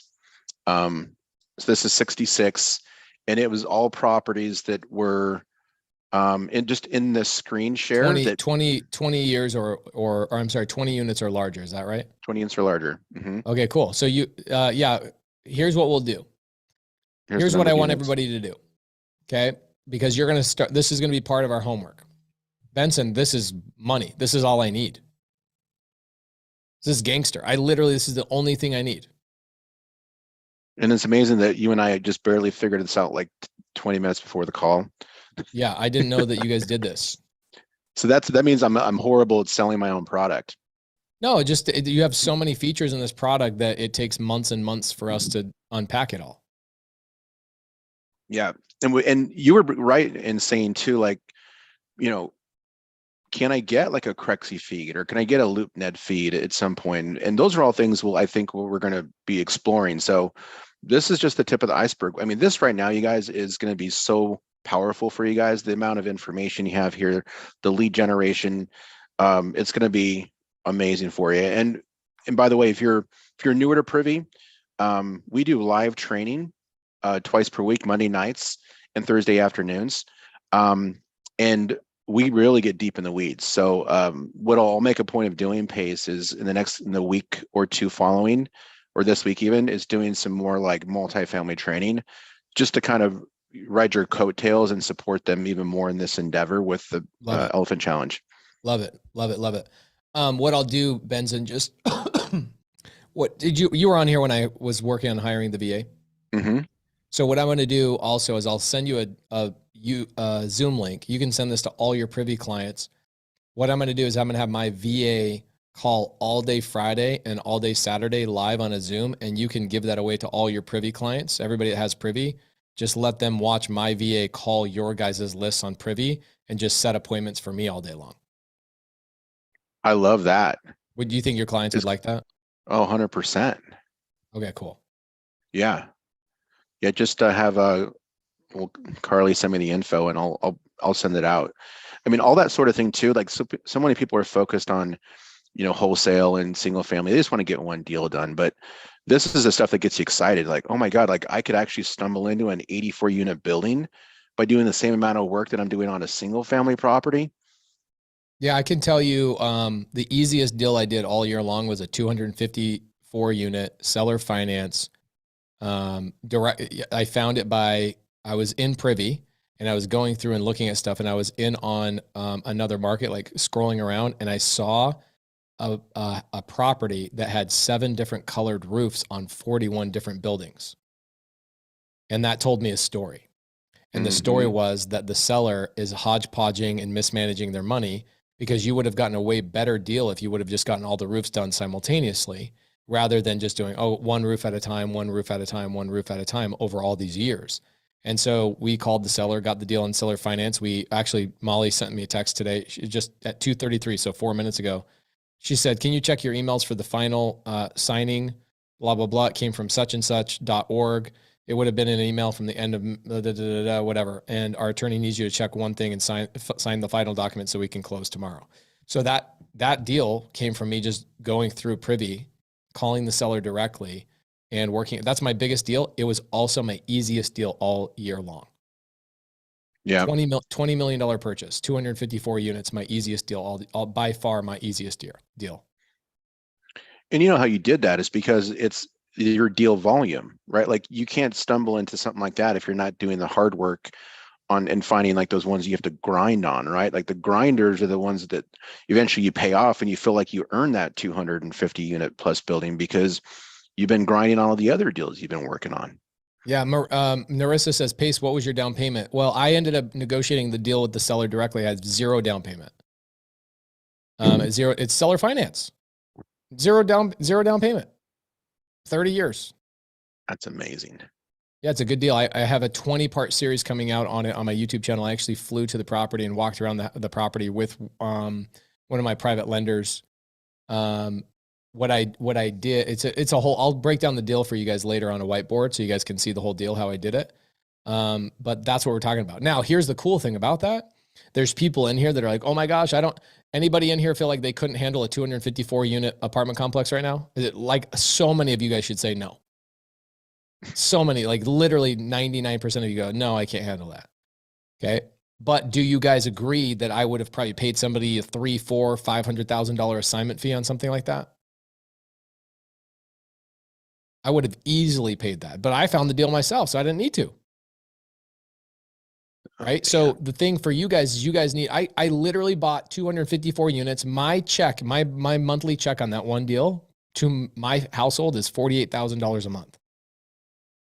It's 254 units. I'm going to pause my video all the for expenses, one moment. the payments, the taxes, the this, the that, the CapEx, all the things. After everything is said and done, I will take home about $48,000 a month on that one property. Okay. Now, are you guys going to find a 254 unit deal and seller finance it right now? No, you might not. You might find a 4 unit. You might buy a 16 unit, might buy a 20 unit, might find whatever. But what Benson said is that the reason I do these deals is because of my experience, right? And my credibility. Okay. And so you guys need to make sure you're linking in with each other and you guys have credibility of each other. Who are my students in here that have my credibility email? Okay. So everybody that says me right now, those are the people you need to link in with. Okay. You need to link in with the people that have my credibility. I just did a, Benson, will you unshare real quick? I want to just share something real quick. I have this fun little thing I do for my students every month. And let's see, where is this little bad boy? Okay. So in my private group, for my students only, every month I create a new credibility email with a proof of funds. So, and my email's awesome because what I do is I don't just send an email. It's a Loom video that I give my students the link to. And what they do is they go and they send this to their sellers, their brokers, et cetera. And it's me literally, let's mute this. So my students go through and they send this over, and it's me breaking down, here's who I am, here's what I do, here's this, that, and the other. And I go into, let's see, I think I have my bank account. I go through all the deals I bought this year. I show credit. There's that deal that I was just talking about. That's the deal that I'm closing on in a couple of days.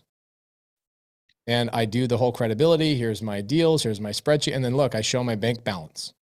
I go, I have $3.9 million in cash right here. We're able to do any of these deals with you as the owner or the broker or whatever. So if you guys are a sub-2 student, just so you guys know, I update this Loom every single month. By the way, I have 156,000 points in my rewards. I wonder what I could do with that. Okay. Brian Champ says, I use that credibility on an $8 million multifamily. Okay. So guys, make sure if you're a sub-2 student and you don't know about this, okay, I even write down in the comments underneath this, like, here's my information, here's everything about me. Make sure, even if you're a brand new student, you need to go in here and find this 15-minute Loom video. And you guys need to utilize this in this challenge. You're going to run into brokers. Okay. You're going to run into a bunch of people that say, well, how do I know you guys are legit? And you go, well, hold on. Let me send you a video from my video. Or let me send you a video from my partner. Okay. Yes, if you are a sub-2 student, I'll show it to you one more time. This is where you go. You go to right here. You go into announcements. So go to featured. Okay. In our featured group, you scroll down. I usually have like 4 or 5 things in the featured section. And this is old. Let's remove that. Let's remove this. Right here. So it's right here. I posted on November 25th. So about 2 weeks ago, and I'll post another one in the next 2 or 3 weeks. Okay. Everybody should be, if you're a sub-2 student, you need to be using this credibility. It has all my cash, my bank account, shows my account numbers, all that kind of stuff. Okay. Lionel says, how can I get access to that? I just told you, it's my sub-2, only sub-2 students have this. So if you guys are in the side chat and you're not a sub-2 student, you need to work with my sub-2 students to get access to credibility. All right. That's the point of this, is I made that for the sub-2 students to give credibility to people they're doing deals with. Okay. They have permission to utilize that on deals with you, but I don't want them just sharing it with you. You need to go do deals with each other. So the goal is, we're going to show you how to find these opportunities. By the way, did we just show you where to find these opportunities? Everybody, give me a yes. Does everybody now know where to find these opportunities? Okay, Jean, let's see if Jean's on here. I want to ask Jean, and then Carolyn and Myron, I'm going to bring you up here in the next 10, 15 minutes, okay? Let's see if Jean's up here. Let's see if she got the value she wanted. Was it Jean Johnson or Jean Lee? I think it was Jean Johnson. Jean?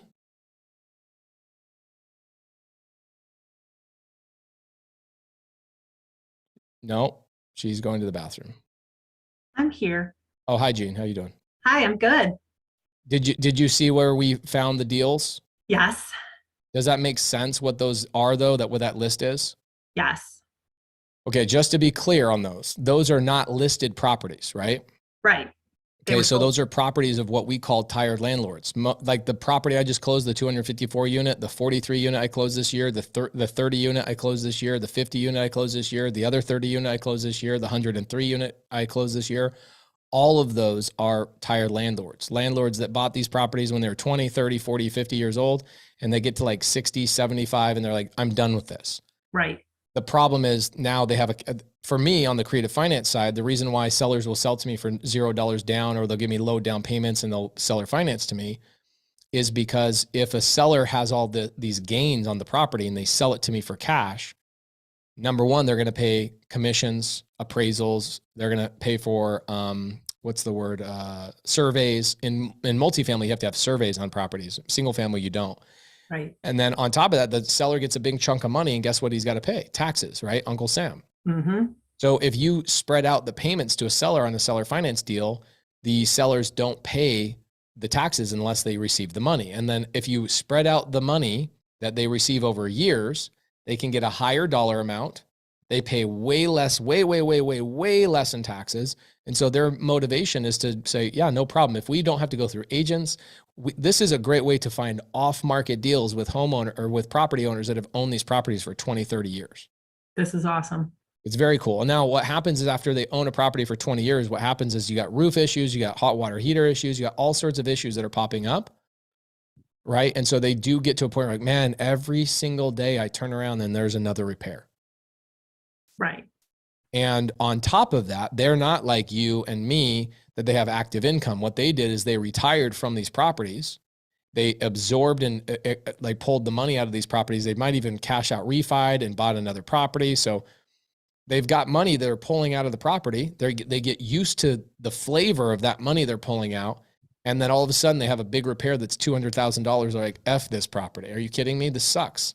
So they defer it and they go, I'm not going to do it. They go, we'll just take next month's cash flow and repair the roof. And then that's what happened in the Springfield deal. They literally were like replacing one roof every 2 or 3 months because that's when the cash flow would come in, because they were sucking up all the cash flow and not putting money to the side for CapEx or capital expenditures. Right. So that builds and compounds to a point over 15, 20 years that somebody like me comes along and goes, hey, this property might be worth, $20 million when it's all done and built and renovated and all that stuff. I'll come along and pay $20 million as long as you give me terms. Seller originally is like, hell no, don't ever call me again. Followed up for 2 months. No, I'm that seller, the 254 unit, we followed up for 4 months. Huh. So But- you plant the seed. Yeah, you plant the seeds like anything else, right? Anybody in here had their husband follow up with them for like 6 months in order to get married? I see this happen all the time. One of my business partners worked with a woman for a year and asked her out like once a month. Started out nonchalantly, then he got more intense about it, intentional. And then, yeah, there you go. Edgar says, that was me. Oh, Grant Cardone followed up with Elena, I think, for almost a year. Right. So a lot of people it's the same thing with getting married, dating, business partners. Follow-up is the game. It is the game of follow-up. So do we get deals on day one of calling sellers? Yes. We get more deals the more we follow up though. The first time we ever, that's funny. Marcus says, I asked my wife out for every day for a year. Who thinks they've followed up with their wife the longest? That's the question. Yeah, every day for a year. That is crazy. You had to have That's skipped one day. persistence. So you just had a feeling that he's saying no initially, but he'll warm up to the idea once he lets it simmer. Yeah. So Gene, in real estate, you have to know how does it benefit that seller, right? So I know the benefits to a seller selling the property to me, Right. and I know the demographic and I know the situation that's going on in their world, right? Mm-hmm. So I have confidence, whereas somebody that's brand new doesn't have the confidence. So when somebody says no to me, I go, okay, you're no today, but I'm going to follow up next month, right? Right. You ever learn something new and you're like, it's not for me. And then like a month later, you hear it again. For me, that was like, I think my wife was didn't want to get into hot yoga. Her friends were like into hot yoga. It was like the 6th time they brought it up. She's like, fine, I'll go with you. Right? It's just, sometimes you're planting the seeds. Your mind has to absorb and marinate on it a little bit. And so the reason why I have confidence is probably 10 different reasons. Okay. I'll give you reason number 1. I've been in the business a good amount of time that when I was brand new, I didn't have the confidence.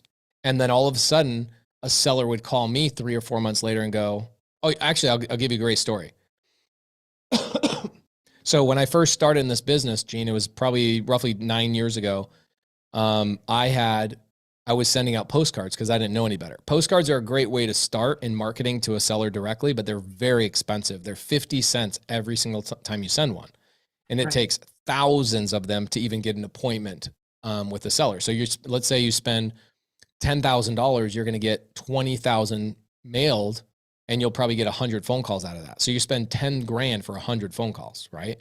Yikes. Yeah, it's in some ways it's way worse than that depending on the market you're in. Okay. And so what would happen is I would spend on average with Homevestors. Do you know what Homevestors is? The We Buy Ugly Houses people?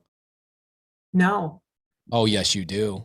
I mean, I know I've seen the We Buy Ugly Houses. Yes, that's what I'm talking about. So check this out. Well, We Buy Ugly Houses.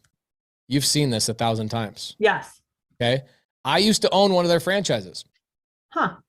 Okay. So in Phoenix, they had a franchise, right? You see the billboards and stuff up. You've seen this before, right? Yeah, absolutely. Okay, cool. Mhm. So this is how I got started. I bought a franchise and my cost of a phone call was $1,000 for every phone call. Eeks. So I would have to spend money on billboards, postcards, everything you can imagine, TV, radio, all that stuff. David Hicks, there's a CEO. Okay. And, you know, people get creative, but you know, I walked around with these business cards for 2 years.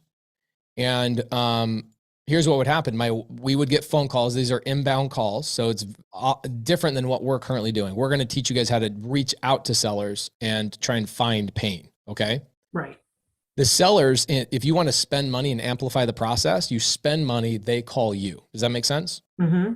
Cool. So I would get 20 calls a month for about 10, sometimes $20,000, and 20 calls, literally 20 calls that were even worthy. And I was busy running a construction company simultaneously. So my wife was the one setting my appointment. So phone call would come in. My wife would pick up the phone. She would set up an appointment and put on my calendar, and I would go to that appointment in the midst of me running a construction company. Make sense? Mm-hmm.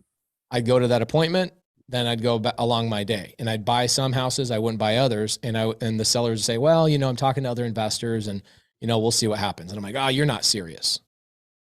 And I just wouldn't follow up. And I didn't know. Nobody was there teaching me. Nobody was on YouTube 9 years ago, 10 years ago, teaching this at any length, right? Right. Now you got Jerry Norton, who's one of my really good friends. I'd say Jerry Norton's probably one of the best at teaching wholesale on YouTube, if not the best. He's the best. So my wife was a real estate agent, so she knew how to pull records and see who would sell and who wouldn't sell. So every 30 days, her and I would have a partnership meeting, and she would go through and she'd go, I found out that these 20 people from last month, you bought 2 of them, but 18 of them you didn't buy because of whatever. I'm going to call them this week and find out what's going on, and I'll do follow-up for you. And I go, okay, great. So my wife would go through, and out of those 18, 2 or 3 of them sold to a different investor, or they, you know, 5 or 6 of them put their houses on the market because they decided a real estate agent was a better fit for them. Okay. Right. So my wife, when she saw the ones that sold to another investor, the 2 or 3, because you can see this all on public record, my wife would call them up and go, hey, this is Laura Morby. My husband came and met with you on blah, blah, blah date and such time. And I'm looking at his calendar. I'm just wondering, you sold the property to another person. And I'm just wondering, what was it that my husband didn't do or could have done in order for us to buy the property? And what do you think the answer was every time? Well, I mean, people have to be ready, right? They have to go through all the. Yeah, they have. Yeah. There's nothing I could have said in that meeting, but what was the thing I didn't do? Follow up. I didn't follow up. I literally didn't follow up. And a lot of times the person that called in real estate investing, same thing with anything. It sells insurance, cars, doesn't matter what the product is. Whoever calls the last and has the most convenience for your customer is the one that ends up winning the relationship. So, and that's what, Stephanie says, I never heard from you. They told my wife that multiple times. Like, your husband said he'd follow up in a couple of weeks. Nobody called me. I just decided one of the things I would tell people all the time, hold on. Oh, Jamil doesn't know I'm on a challenge. So, follow-up was huge. And so I learned that the hard way, and I gained the confidence in knowing, like, you know, when you tell a kid, don't touch the stove, it's hot. When you're brand new in real estate, when I say, hey, follow-up's really important, people go, okay, yeah, that sounds like a catchphrase. And they don't know how serious it is. And then you go through and you actually go get into real estate and you go, holy moly, like 70% of my deals come from follow-up. Right. And it's the same thing with, I tell my kid, don't touch the stove. And they're like, but I still got to touch the stove myself. And that's okay. That's perfectly fine. If you learn that way, you learn that way. It's perfectly fine. But I just have to lay that out for you and help people understand. I've gained the confidence through years and years of experience to say, hey, this person has obvious signs of pain. So that's the second reason why I follow up. First, I know it's follow-up game. Second, I know that they have pain. I look at their roof. It tells a story. Every house tells a story. How long they've owned the property tells a story. If I do a Google Earth drive-through, because what I'll do, Gene, is we'll show you tomorrow. I don't have the time today, but I'll show you tomorrow. Like, I'll find a property. I'll have a conversation with a seller. The seller will obviously say, no, I'm not interested. And I'll go, okay, let's drive around the neighborhood after the phone call. And I'll drive around the neighborhood and I'll go, Gene, do you realize how much freaking pain this person has? You go, yeah, they're not trimming the hedges. Their roofs are falling apart. You can see there's obvious signs of mold going down the side of this building. And I'll say, do you see there's obvious signs of pain? if you have a mold issue on the side of your building, this is not made up, by the way, this happens all the time. Right. Do you think that that seller is just saying no? Or are they actually, maybe there's a twinge of interest in getting rid of this property? I'm sure there's a twinge. Okay. Yeah, this is interesting. Robert says, I've been cold calling as a Medicare insurance agent for the last 10 years, and 80% of New York book of business has been a dance for weeks at times. That's it. Anybody else in sales? Everybody in sales say yes. If you guys are in sales outside of real estate, say yes or me. Yes. Okay. So Gene, what do you sell? Yes. I sell to public libraries. Okay. And they say yes every time, right? Ha. Nope. Okay. So it's the same thing in real estate, right? I don't know what it is about people jumping into real estate that think it's going to be any different. And so that's why I go on that little bit of a tangent to get you to understand it's going to be the same thing. It just has a much larger payout. Right. Okay. And then I'd say the third, fourth, fifth, all the other reasons why is because I know that they'll pay less taxes. I know I can pay more money with creative finance, me specifically. I'm the creative finance king, right? So I'm going to be offering terms. I'm going to be offering more money as long as they give me the teeter-totter. You don't know what the teeter-totter is? No. Well, Teeter-totter is if a seller wants a high price, then the teeter-totter has to go one way or the other. So high price, low down payment. Yep. You want a high down payment? Well, you got to lower your price. Right? So I'm coming to them and saying, hey, you want a high purchase price? No problem. Let's work out something where I give you a low down payment or no down payment. I can get into this asset, stabilize it, and I can bring in some partners. I can hold this property, make sure we upgrade you from the landlord, which you are right now, and turn you into the lender where you're now the bank and I make payments to you. You don't have to deal with the tenants, the collections, the issues, the mold, the roof, the this, that, and the other, but you continue to collect a monthly payment at a higher purchase price than you could have sold it on the open market. I so greatly know the value I bring to the table that I confidently feel like I owe that person a follow-up game of saying, look, you need to know that I bring more value to the table than an agent, than a this, than a that, and I can make your life easy. So when you have that confidence, right, you then feel compelled to follow up and go, I got to follow up with you. right. Right? So public libraries, do you guys have a product that you feel confident in, that you feel like you guys should have this? Absolutely. So when they say no, you don't go, well, you're an idiot. You go, you're not educated. I haven't built up enough rapport. You haven't trusted me enough. This is a relationship business. All of those types of things, I imagine, are parallels into your job, correct? Yes. Okay, same thing in real estate. I can tell you that I will win any negotiations versus somebody else because of one thing and one thing alone. It's because I care about the person sitting across the table more than anybody else does. Right. Okay, you'll watch me. If you've never watched me in my seller calls, you'll watch me. You'll go, man, this guy cares. He legitimately is trying to help the seller. I'm not trying to lowball anybody. I'm not trying to take advantage of people. My sellers text me and call me years, 3, 4, 5 years later. First off, most of my sellers now are creative finance sellers. Okay, so they stay in the game with me, right? They become the bank. So of course I have a long-term relationship with them. But even my sellers that are short-term cash sellers, they become some good friends. Like, who knows Desiree in here? One of my favorite private money lenders. I should bring her in here. One of my favorite private money lenders, Gene, came from a cash deal. I bought a cash deal on Wolf Street for $110,000.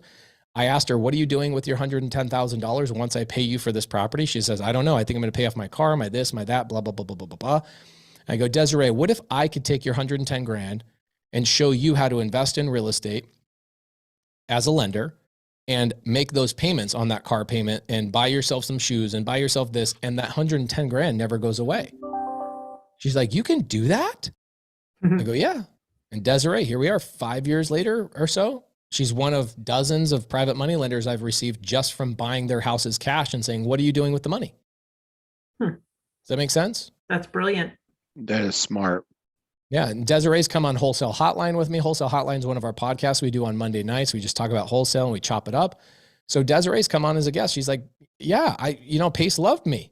In fact, when I got the lead from another wholesaler, and another wholesaler is like, I don't know what to do with this lady. She's crazy. I call her, and 3 minutes into the phone call, she's like, can you never have that other guy call me? I just want to talk to you. You actually seem like you care. Right. Okay, so that's what this business is. And I think a lot of people have this misnomer or misunderstanding that we're trying to lowball people. We're trying to take advantage of people. That is the opposite of what I do. and you just got to watch it in action. I think you just being around the energy of action over the next 3 days is going to be a lot of fun for you. Yeah, I'm excited. Cool. Anybody else excited? Benson, I think that was like, that's money, dude, because a lot of people, what you just showed is you showed how to find tired landlords on a list within 30, 40 seconds. You go, all right, I want a multifamily deal. And I'll give you guys some parameters. I'm going to bring on Carolyn and Myron here in a couple of seconds. We're going to come up with some parameters of what we're going to be looking for so we can help you guys come up with parameters of your own so that as you go into the next couple of days and you're looking for these opportunities, you know what to say no to and you know what to say yes to, right? And what you're going to say yes to is going to be different than what I'm going to say yes to. And why would that be the case, Gene? Because of your confidence level? Yeah, maybe my capital situation, right? Maybe because of my credibility, I have a lot of private money lenders. I can make a lot more deals happen because I have those resources. I buy every piece of real estate without any of my own money. So money is not the situation, but access to money is a cheat code for me, right? Right. Okay, so I have access to money. I have the ability to raise capital. In fact, who's involved in Invest with Pace deal right now, by the way? The multifamily stuff that we're going to be launching here. If you're not, you better sign up for that. I'm going to send out an email tomorrow, investwithpace.com. Make sure you're on that. You guys will become a part owner in one of my deals. Invest with Pace. We're going to be closing that deal out on Tuesday. So I'm going to send out a big email tomorrow, just FYI. But I have access to capital. Like I have a waiting list in my investments of over $200 million. Okay. Now I have also pools of investors that I've met, like the people like Desiree. Who in here has actually loaned money to me? Let's see how many people. I think Marta's in here. Debbie Lou. Okay, yep, Debbie Lou. I just gave her a hug the other day. Gave Marta a hug the other day. Olga, I just gave her a hug recently, not the other day, but recently. Okay, Chris says in spirit. But I have some of my private money lenders are right here, Gene. Like this is what's different about my challenge. My people are accessible to you. Nice. So when you guys say, how do I find private money? I just bring them all to you. I bring all the resources to one location for you. That's awesome. So when people say stuff like, oh, is this a privy advertisement? It's like, dude, you do not get my spirit. You do not get what I'm fighting for. You do not know what I'm trying to do for you. And if that's the only thing you're bothered by, you be gone. Right? Mm-hmm. Like it's crazy what I've done and condensed. My sub-2 students and the access they have to my credibility, the access they have to continued education with me every single day. How many of my students in here have been with me for over a year?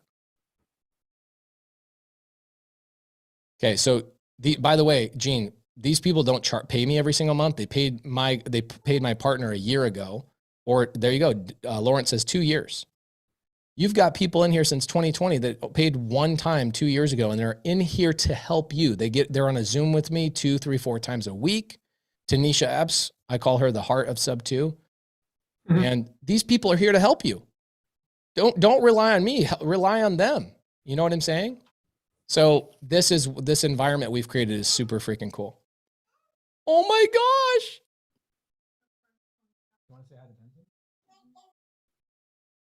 You guys are witnessing it here first, Monday's first ponytail. Oh, how cute.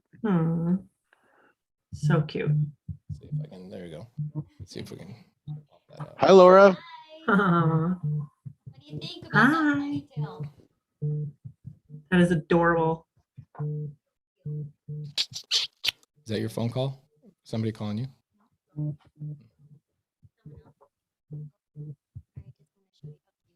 Mm.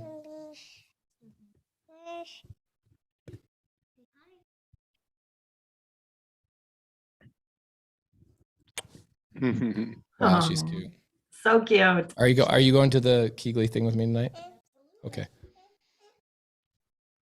All right. So Benson, that's freaking gangster, dude. Honestly, like the simplicity of being able to pull that list and finding and here's the thing that's freaking cool about that list too. Here's what I noticed about that list.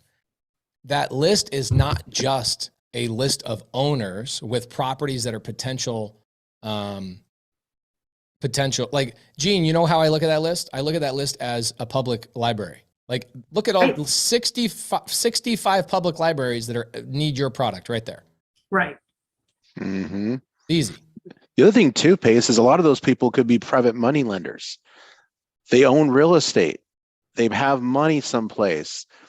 It's probably I can't sitting in wait a to bank freaking right call now. these people. Oh yeah. So you get them on the phone. They're potentially buyers on other deals. They're potentially sellers, and they're potentially private money lenders.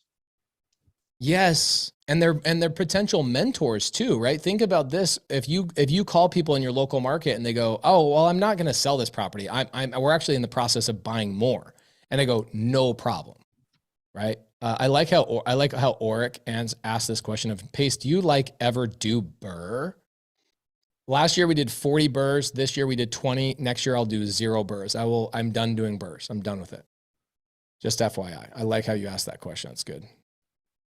So Sherry Fitzgerald says, are the phone numbers on that list? We showed you how to find the phone numbers. Boom, boom, boom. The goal here is that here's a question. Could I show you guys how to spend a lot of money and do this really fast? I could, right? This is people that are like, oh, Pace is promoting a product. Guys, I was trying to promote a product, I'd just go to batch leads and I'd show you how to spend a bunch of money to get the phone numbers really fast. But what we're going to show you how to do is we're going to show you guys how to do it for free, get the phone numbers for free so you don't spend all that money. Now, if you guys want me to, at the very end of the challenge, I'll show you how to use batch to go and pull the numbers really, really fast. But what happens is then people criticize me. This is why I don't love the free group. I love my subto community, but I like the free group. I like you guys. I don't love you guys yet. Okay, you guys. Some of you guys are just knuckleheads. Your mindset is literally the worst thing. You got to break that mindset.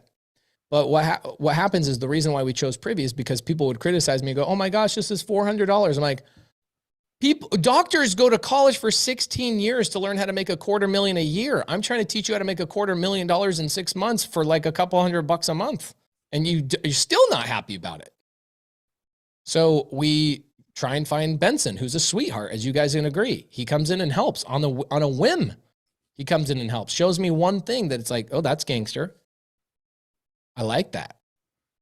Okay, so I will, if you guys want, I'll do like a little bonus thing on Saturday. I'll do like an hour of showing you guys how to take the list that Benson gave us, and I'll show you how to run that through batch leads, get all the phone numbers really, really quickly. Okay, and but I'm not going to do that now because it'll convince you guys that we're going to spend money. And people go, spending money on myself? Building a business? That's not, I need to find something that's completely free. Okay, well, we're trying to do the thing that's as close to completely free as humanly possible. Okay, so it looks like Benson has got some stuff going on in his house. Gene, I'm going to have you hang out with me because you're a good sounding board for me. That I actually need to switch. Okay, bye. I'm what? I say, okay, bye. Oh, okay, so let's bring on Carolyn and Myron. Carolyn and Myron, are you guys in the backstage?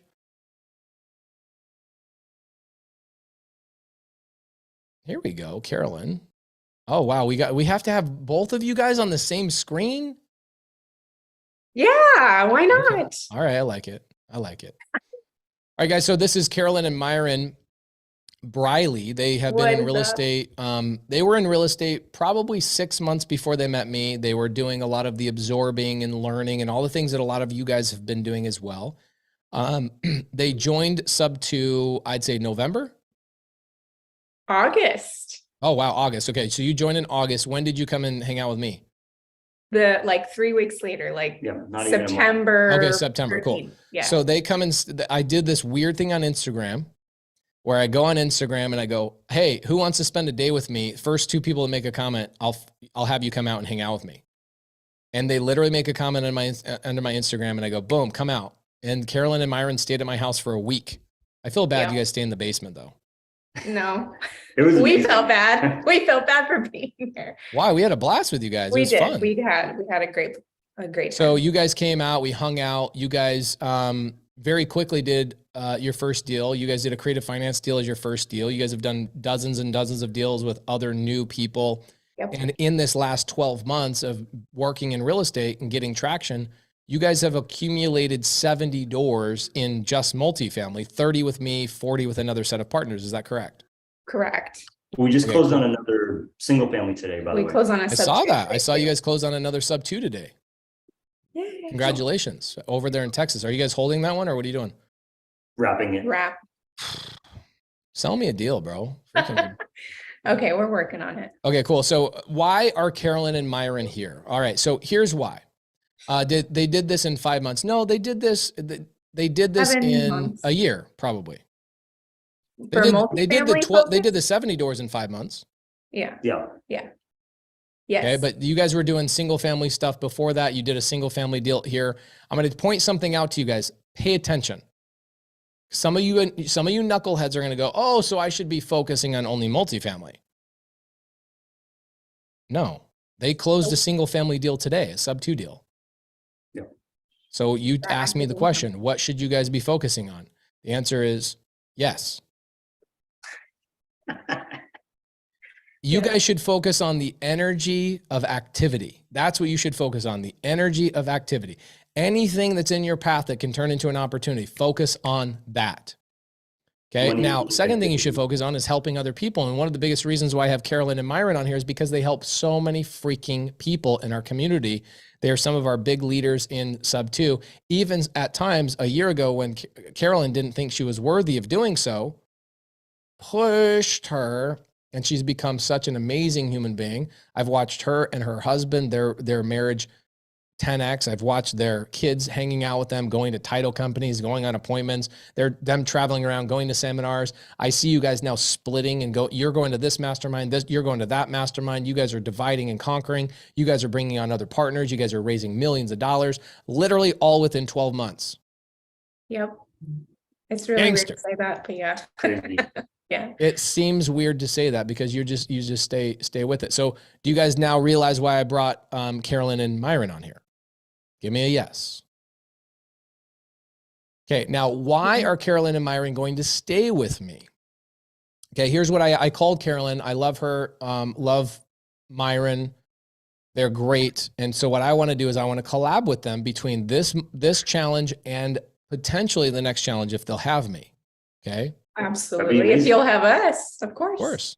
So here's what we're going to be doing. Okay, they have their own partners. They've got KJ and her husband, KJ Mudd and her husband. And then who else do you guys have? Oscar? Oscar and his girlfriend Ione. Yeah. Okay, I don't know if I know Ione. Do I? She's She's behind the scenes. She's behind the scenes. Okay, I haven't met her. Yeah. Yeah, that's Okay. right. So here's what we got. They've got their own partnership going on. So I'm not trying to break that partnership up. I'm trying to do a temporary partnership between them and myself so that we can show you guys some fun stuff in the multifamily space. Okay. Now, what I'm going to do is I'm hiring a virtual assistant like you guys saw earlier. I'm going to have that virtual assistant set appointments for us and our partnership over the next couple of days so that we can speed up the learning process for you guys to see how these conversations go. Okay. Love it. Then the second that we don't have an appointment, we're going to just do the outreach ourselves. Who on your team is really good at outreach, as good as me?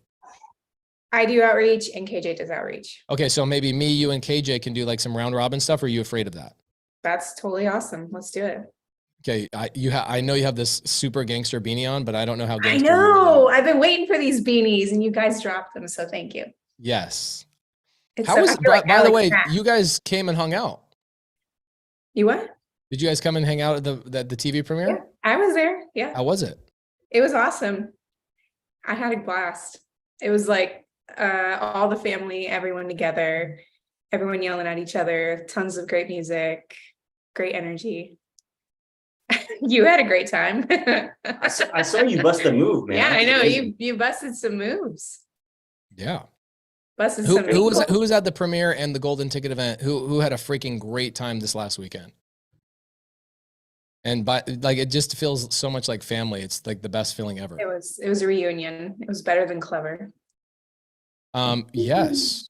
Ooh. Ooh, don't tell Cody that. I'll I'll tell him. tell Cody that. No, I'm kidding. Okay. All right. So here's what we did today, guys. We booked a call. I booked a call last Sunday with Start Virtual. For those of you guys that are trying to follow along and hire a VA, do the same thing. Go to startvirtual.com. I see Justin is posting that. Thank you, Justin, for posting that. And what we're going to do is tomorrow, what's the VA's name? Did you pick that up? Ross the boss. Ross. I got to write that down. Okay. So Ross the boss. Okay, so Ross is going to start calling on deals for us. Now, here's the thing. Now, I almost want to switch this up because of what Benson just told me. What I was originally going to do is I was originally going to have Ross call on market multifamily. But then when Benson showed me how easy it was to just pull all the people who own multifamily just through Privy and it doesn't cost any money, I'm like, why don't we have Ross just call those people? What are your thoughts? Would you guys rather, let's talk about this as a partnership, okay? Should we call brokers or should we call sellers or should we call both? Both. Okay. I think it'd be easier to start with brokers, but I'm not the person. And why, what's your argument there, Handsome? Huh? What's your argument for that? That the lead is ready, right? They're looking to sell. It's on market. They want to sell. We just got to figure out, if it's been sitting there, that's a seller finance, right? Should we even mess around with the sellers that have that own properties like tired landlords? Do you want to just focus on brokers? Because you guys have been just focusing on brokers lately. Yeah. Oh. Do you want to learn something new? Do you want to test the waters? Or do you want to just stay with what's comfortable? I don't care what the answer is. I feel for the sake of everyone learning at the same pace and having a more palatable experience, brokers would probably be the easiest entry point for that. Since Okay. they've come from a direct to agent atmosphere from our previous challenges, now it's just direct to brokers. So it's still kind of the same conversation foundation. Okay, here's what I'm going to do. I'm going to split the child down the middle. Love it. Okay. What we'll do is we'll have Ross the boss call 4 hours of brokers and 4 hours of sellers through the privy list. Okay. Now, what market do we want to focus on? Or do we go to like 3 or 4 markets because multifamily typically has less opportunities than single family? What do you think? We are not calling on California, just so you guys know. Yeah. No, Cali. California can Sunbelt kiss states. my California. grits. Okay, I'm going to tell you the places I don't want to hold real estate. By the way, guys, can you wholesale all the deals we're going to talk about over the next couple of days? Yes. Okay. So just because I talk about holding doesn't mean you guys need to hold. Not you guys. I'm talking about some of the knuckleheads in here. Okay. Just because I talk about holding and Carolyn and Myron talk about holding and they want to hold assets doesn't mean you have to. Why no California? You guys live in California. You don't know how crappy your state is? Is it one of those things that like your room is always dirty, so like you don't know your room is dirty? You know what I'm saying? It's like when I walk over to when I go to people's houses and I'm like, "Do you not know your house stinks?" It's because they live in the stink all the time. They don't know that it stinks anymore. Have you been to Los Angeles County? Huh? I'm not interested in the way your guys' government runs your state. I'm not interested in holding assets in that state. Now, would I wholesale there? Yes. Would I fix and flip there? Yes. Although they are changing the fix and flip laws in California, they have a minimum tax on your fix and flips. You guys know about that now? No, Oh, what? that's Ooh, gross. Google that. Google that's good. Write that down to Google. Minimum fix and flip tax in California. Okay. No, thank So you. I want to go places where the government wants my money and they want me to make money. They want to incentivize me to make money. Okay. David Townsend says it's not different in the Bay Area. I'm saying it's California. Now there's little pockets like Nowhere. Fresno. Pebble Beach. No, Fresno's bad. I'm just kidding.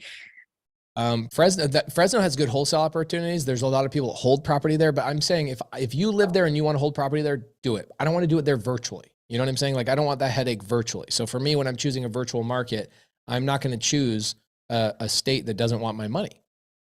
Okay.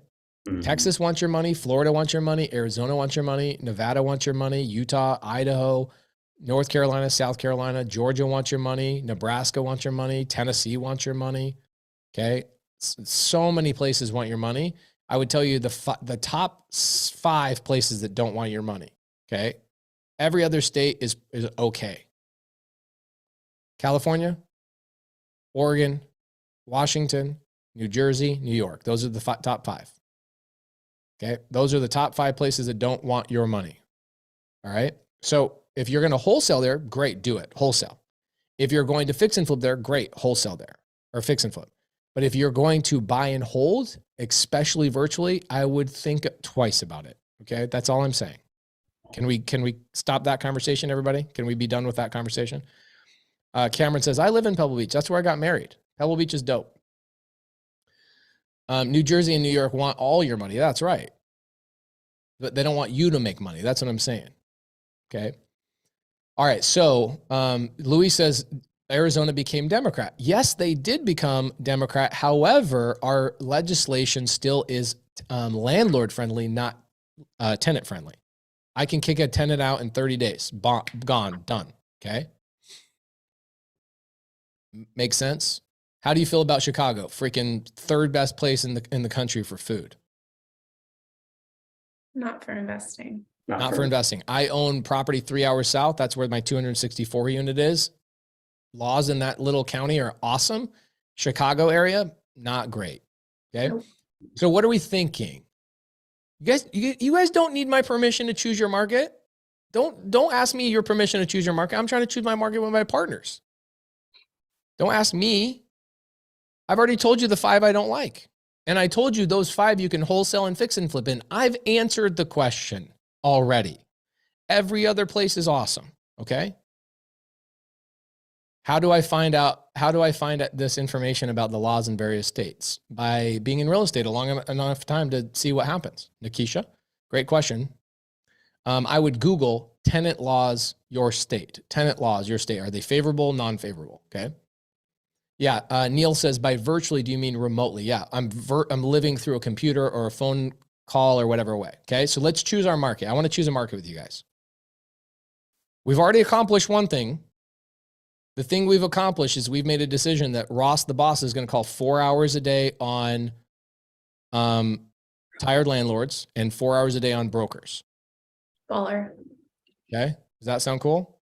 Cool. Perfect. And then if Ross is not sending enough appointments, because I feel like we're throwing Ross into the freaking fire, like, hey, welcome to a challenge with 2,500 people registered. You're going to have to freaking cold call all day long and set appointments for us. And I've never met Ross. So if Ross has dead time, which I highly believe that he will, then me, KJ, and Carolyn will do a round robin on outreach. Okay. Are we the people that are paying attention? Are you happy that I'm giving you the framework and expectation of what my team is going to be doing? Okay.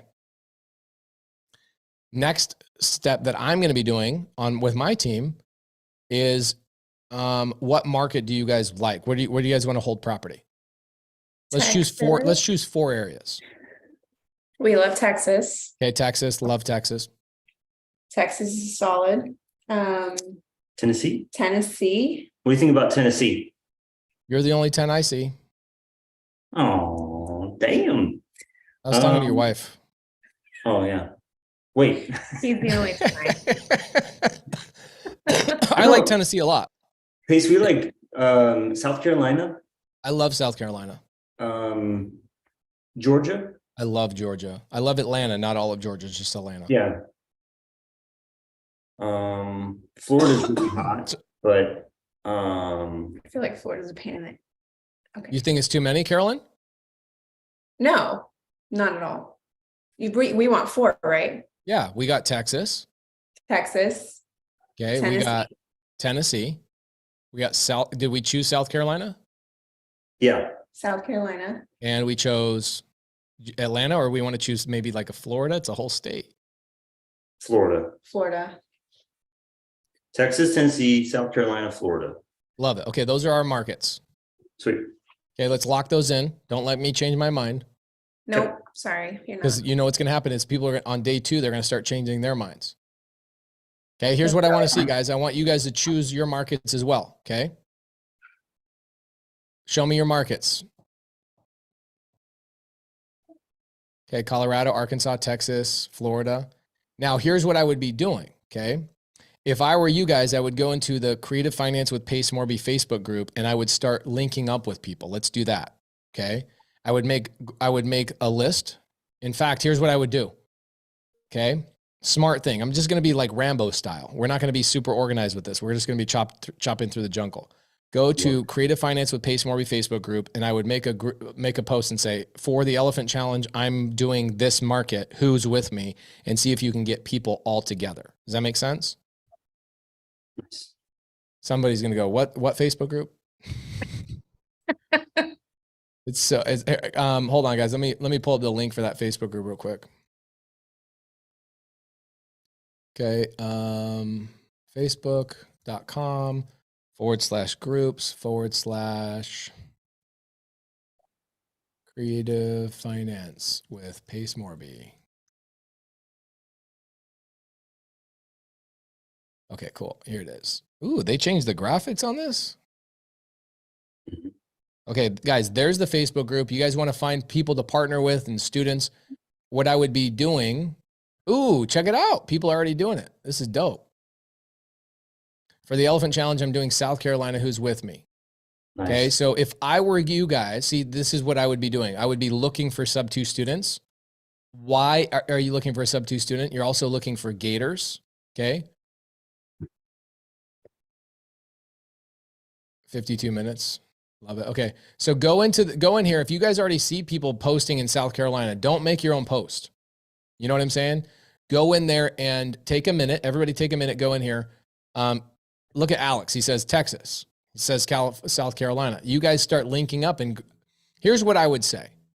And the problem is you guys are like 9-to-5ers. You guys have not you guys, but other people are 9-to-5ers. Like any ambiguity really drives them wild because they're like, hold on, just tell me what to do. I'm in my cubicle. Tell me what to do. I need to be told exactly what to do. If I say, hey, go get in a group of like 5 people, their mind go, well, is it 5 or is it like 5? Is it 6? Is it 4? Am I okay to have 7? Anybody that's over 18 and decides they're going to be an adult today, go get a group of people to work with. Make sure every group has a sub-2 student in it. Make sure every group has a gator in it, and make sure every group has an agent in it as well. Okay? Want to make sure you have a group of people with resources. Why do you need a sub-2 student? Because they know more shit than you. That's it. Okay? They're here to lead and give you guys value. They also have access to all of my credibility. They have access to all of my contracts. They have access to everything. So when you guys run into stuff, you want to make sure and what I would do is maybe, Carolyn and Myron, I don't know, but maybe you guys could select a couple of non-sub-2 students to help out on our team if you guys decided you want to help out a couple of non-sub-2 students on our team. That's a great idea. That'd be cool. Just already two. got my Just phone two. blowing up. Just 2? Just 2. Okay, got it. I need a sign. Yes, you do. You need to get a sign. So just 2. I would choose 2. Maybe people you're already maybe doing deals with. People are sending you opportunities already. They've already proven their value, that they want to work and they're consistent. Okay. So everybody give me an emoji. Do we all understand what our first piece of homework is? I'm going to write it down on the screen. First piece of homework is you need to declare your market. Okay. Because we're going to start making calls tomorrow. Declare your market. And then find, that's number 1. Number 2 is find your squad. Okay. Make sure every squad has if you don't have a sub-2 student on your squad, then you have failed. You have lost all resources that you need. You also need a gator on your squad. And I would suggest, this is a strong suggestion, is I would have an agent on your team as well. Yep. Okay. There's your homework. Then I would also make sure you guys have the only resource that we're going to be using, which is Privy, which is, I think, what does Carly say it is? Startwithprivy.com. Make sure you have that. Okay. Now, here's what I would be doing tonight. Based on the fact that you guys have declared your market, I would go back in and I would rewatch the training on how to pull a list of sellers. Now, they're not sellers necessarily. They're just tired landlords, probably. Okay. They're tired landlords. And what you need to do is pull a list of sellers and get ready for tomorrow.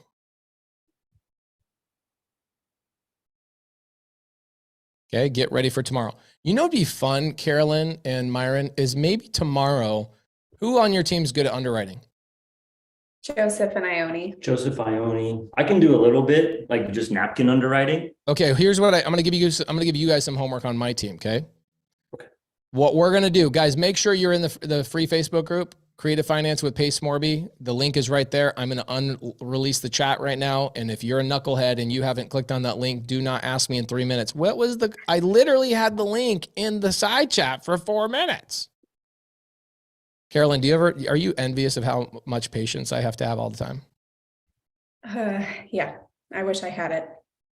I drink a can of patience every single day. So does he. That's how he's married to me. He's very, very, Oh, I like it. For sure. but I'm patient too, because I know you are very a patient. while. Okay, so here's what I want. Does everybody understand the assignment? Give me a yes in the comments. Does everybody understand the assignment? Okay, very cool. Very, very cool. Now, don't come to me and go, nobody's commented on my post. Well, then go find somebody else's post and comment and go, call me. Let's talk. Let's get in a squad. Let's get in a group text. I don't care how you guys do it. Use the search function. Yeah. Use that search function to like figure out who's talking about what market you want to be in, and then go do your research. See, Brandon Harris says my post is getting blown up. If I'm a sub-2 student, I'm making sure that in the free Facebook group, I say, I've been a sub-2 student for 4 months. I've been a sub-2 student for a year. I've been a sub-2 student for 2 years. I'm choosing this market, and recruit. Okay, recruit people to be on your team. Now, here's what I want to do. Okay. What I want to do is I want to have Carolyn and Myron. Let's choose somebody. Okay. Oh man. I think we already got someone in mind. Tomorrow, let's have you guys take maybe one of your recent deals you guys have underwritten. Maybe go to go to your team and say, let's open up tomorrow's Zoom with underwriting 2 or 3 multifamily deals, maybe deals you already said no to. Maybe we underwrite the 40 unit deal that you guys just did. Whatever we want to do, let's underwrite a couple deals and show people the framework of how you guys are underwriting. Absolutely. And then what we'll do is I think at that point, Ross will come in and we'll start making calls. And I'm going to set him to the task. And then me, you, Carolyn, and KJ are going to start making calls. And everybody in here, are we all going to make calls tomorrow and do outreach? Okay. Yep. That's the goal. Okay. Love it. Or you could be lazy and you could just wait until you set your New Year's resolution. Okay. If you want to wait until you set your New Year's resolution, we could do that too. Guys, should we just pause the thing until January 2nd or 3rd until after we have like the resolution The new juice? year starts now. Let everybody else sleep. We got to do it. There's the answer. Carolyn's got it. The new year starts now. The money that you're going to make in January comes from the activities you do today. Okay, so just do your future self a big favor and deliver some money to that human being. Summer bodies start in the winter. Okay. I'm going to be putting a nice little package together for this guy named Pace in the future in January. I'm going to make sure he's got a nice package of 100 units, maybe some money, maybe an assignment fee, maybe something, right? I'm going to do something. Justin Hoke, thank you so much for the help. Justin, what market are you working? What market are you working, Justin? All red states. Okay. I can't access the Facebook group. If you can't access the Facebook group, then the answer, you might have been banned at some point for being rude. I don't let rude people in my Facebook group. I have zero tolerance. This is my environment. I have zero tolerance for my environment. No negativity allowed. So if you were ever rude or you bullied somebody, we kicked you out and we banned you. Oh, he's kidding. Got it. Why aren't we using the Discord channel? You can use the Discord channel. Okay. The reason I didn't push the Discord channel is, have you guys been on the previous challenges? The challenge is not even the challenge. The challenge is that people can't use technology. Surprise! The real challenge is that you guys can't figure out Discord. This is a Discord tutorial. Not really.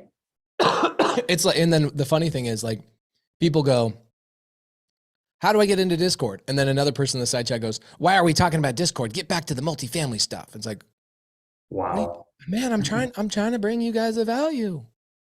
Okay. See, even Jeremiah says, I can't figure out Discord. There you go.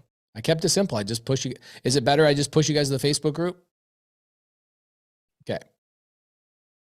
What's our homework? Where are my note takers? Let's put our homework together. What's my homework? My note takers, put it in the side chat. Everybody but Myron. There. Oh, look at this. There's always good people. And okay. Declare a market, number 1. Number 2, squat up. Make sure you have a subto, a gator, and an agent, and then rewatch the video on how to pull a list and pull your list. Okay. What I don't want to do is that tomorrow we start doing outreach on the 2nd hour and we start doing the work. And what happens is people go, wait, what are we doing? I don't get it. I don't know where to push the thing. Guys, go back and watch it. Okay. And more importantly, here's what's cool about this. Okay. You guys can get help from other people in your group. That makes sense? Yeah, it comes to creative real estate. Yeah, this comes to creative. It's the same thing. It does have my name on it, Diana, and is it a big Facebook group with 70,000 people? That's the one. That's the winner. And by the way, there you go. Justin gave you guys the link right there, facebook.com/groups and a bunch of numbers. Thank you, Justin. Justin, copy and paste that one more time. I'm going to put the chat on pause for just a second.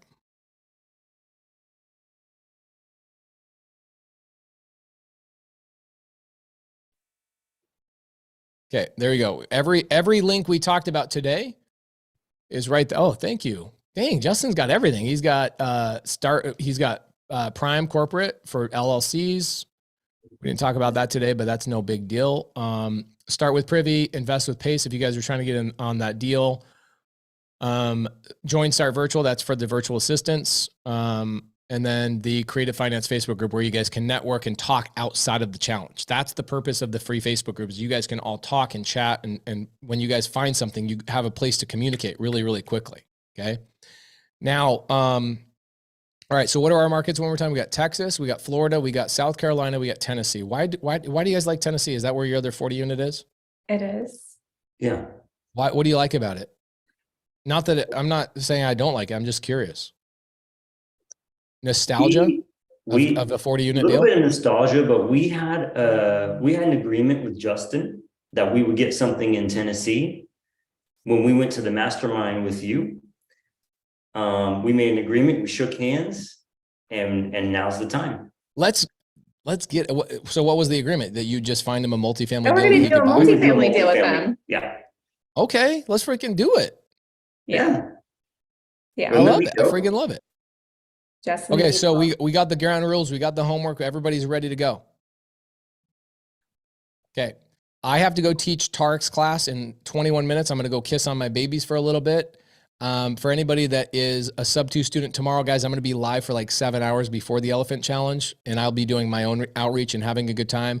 And then when we start the Elephant Challenge, we will be going 1 to 6 tomorrow. We'll be going late. Okay, what we'll be doing is we'll probably do 3 hours of outreach.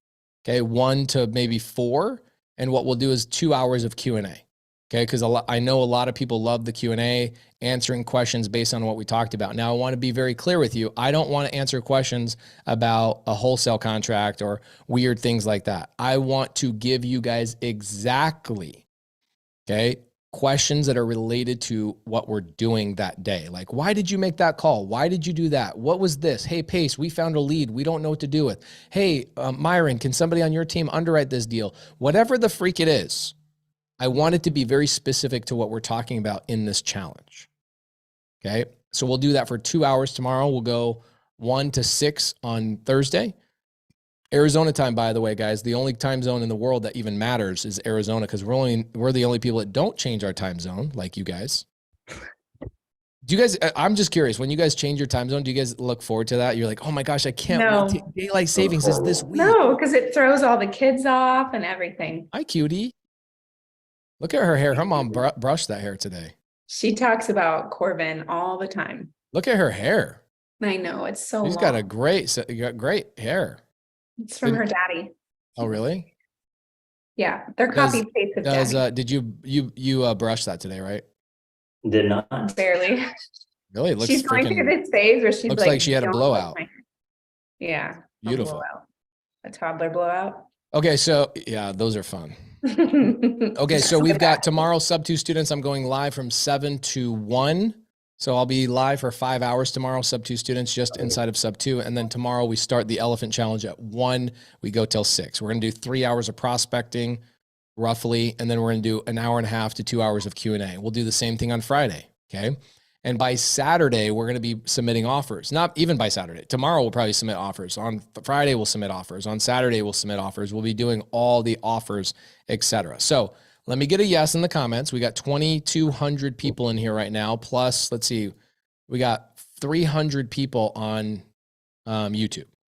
Give me a yes. Does everybody have the homework? And is everybody going to the Facebook group and making sure you are linking in with somebody so that you guys can squad the freak up?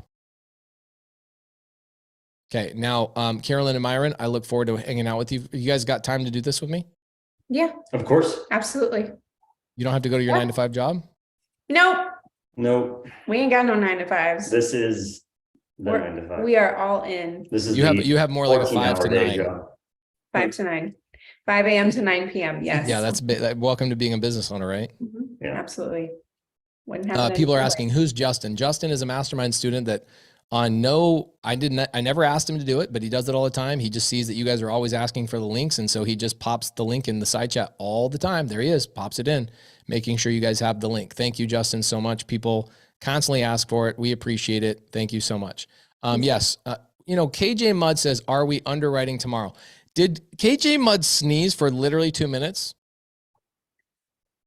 No, so they're going to go visit, is it a 30 unit or a 40? 38 unit. A 40 unit tomorrow in Houston. So KJ I'm not sure what's going to go on with KJ, but I think she's a little worried about doing underwriting, but she's getting more confident. So I think she's just worried about it. Oh, dude, I'm one of the best at multifamily underwriting. So if she has a little hiccup, I can jump in. No big deal. Nice. Learn from I just want to highlight you guys. I want to show you guys for who you are, and I don't want to be the hero here. I want to be the guide. You guys be the hero. Thank you, Pace. Thank you. We appreciate Love you. you. We love you guys so much. Wendy Clark says, this is awesome. I'm a bit scared, nervous, but also very excited to do this. Thank you for doing this amazing challenge. Don't worry, Wendy. I will hit you with some sort of upcharge at the very end. It'll be $42,700, but I'll give you a discount. It'll be $41,000. Just don't worry about that. It's coming. Just kidding. Pace mentioned our Zoom. So Angie. Angie, I'd love to get you on here. Carly, can you help Angie get on here for a second so I can highlight Angie real quick? We love Angie. Angie's awesome. Okay, so guys, I put my market in the Facebook group. Go see and let's squad up. Buddy Blatcher. That's dope. That's a good name. Okay, cool. Very cool. I'm brand new here. Sharaf. I don't even want to try and pronounce your middle name. Yakoved. I think that's right. Yisrael. Love it. Haresh says, can I pay you in Monopoly money? How about you don't pay me any money at all? Can we create a group for each state to help link up? Sure, bro. Can I do more work? No, bro, keep it simple. Let's keep it simple. Angie, what up? Angie Milanazzo. Hi there. Nah. Why is it my You can't pronounce it properly if you're not doing this when you'd say it. Milanazzo? What's up, Dom? How you doing, bro? Look at him. What's up? I'm videoing you back. Bro, look at your freaking wife's hair today. Holy It's always moly. nice. Look at mine. Yeah. Wow. Hi, Angie. So Angie, tell us what you can do for the people. How do you and Dom provide help to the people? Okay, so we've got our whole team here actually, but we do Zooms on Tuesdays at 4 p.m. Mountain Time, which is Arizona time, and on Fridays at 10 a.m. Mountain Time. Every Friday, every Tuesday, and then all the other leaders have Zooms as well throughout the week. So when you join, you'll go into Discord and they'll have a calendar and you will want to save the calendar and it'll give you all the Zooms so you could join anybody's Zoom. I love it. So for the people that don't pay attention the first 3 times, where do I go again? In Discord, there's little links on the side and you'll go. There's a lot of people that don't know where the Discord is. Carly, can you drop the Discord in here real quick and I'll put it on pause just for a second. I'm waiting for Carly. Carly, give me that Discord. She's like, I'm looking for it. I'm looking for it. Actually, I don't know. I'm assuming that. Why is it not? I don't know. Do you have the Discord link, Angie? Yeah, it just logged me out for some reason. Let me see. I'm grabbing it. Okay, she's grabbing. Okay, cool. So Coming. you can drop it in there because you're important. So, all right, she's gonna drop the Discord link in there for everybody that needs to get into Discord, and Angie will have Zoom link. She'll give you additional training, additional love, etc. And I'm gonna suggest this to all the sub-2 students. My sub-2 students, you guys should do Zooms with your squad, your people that you're helping out.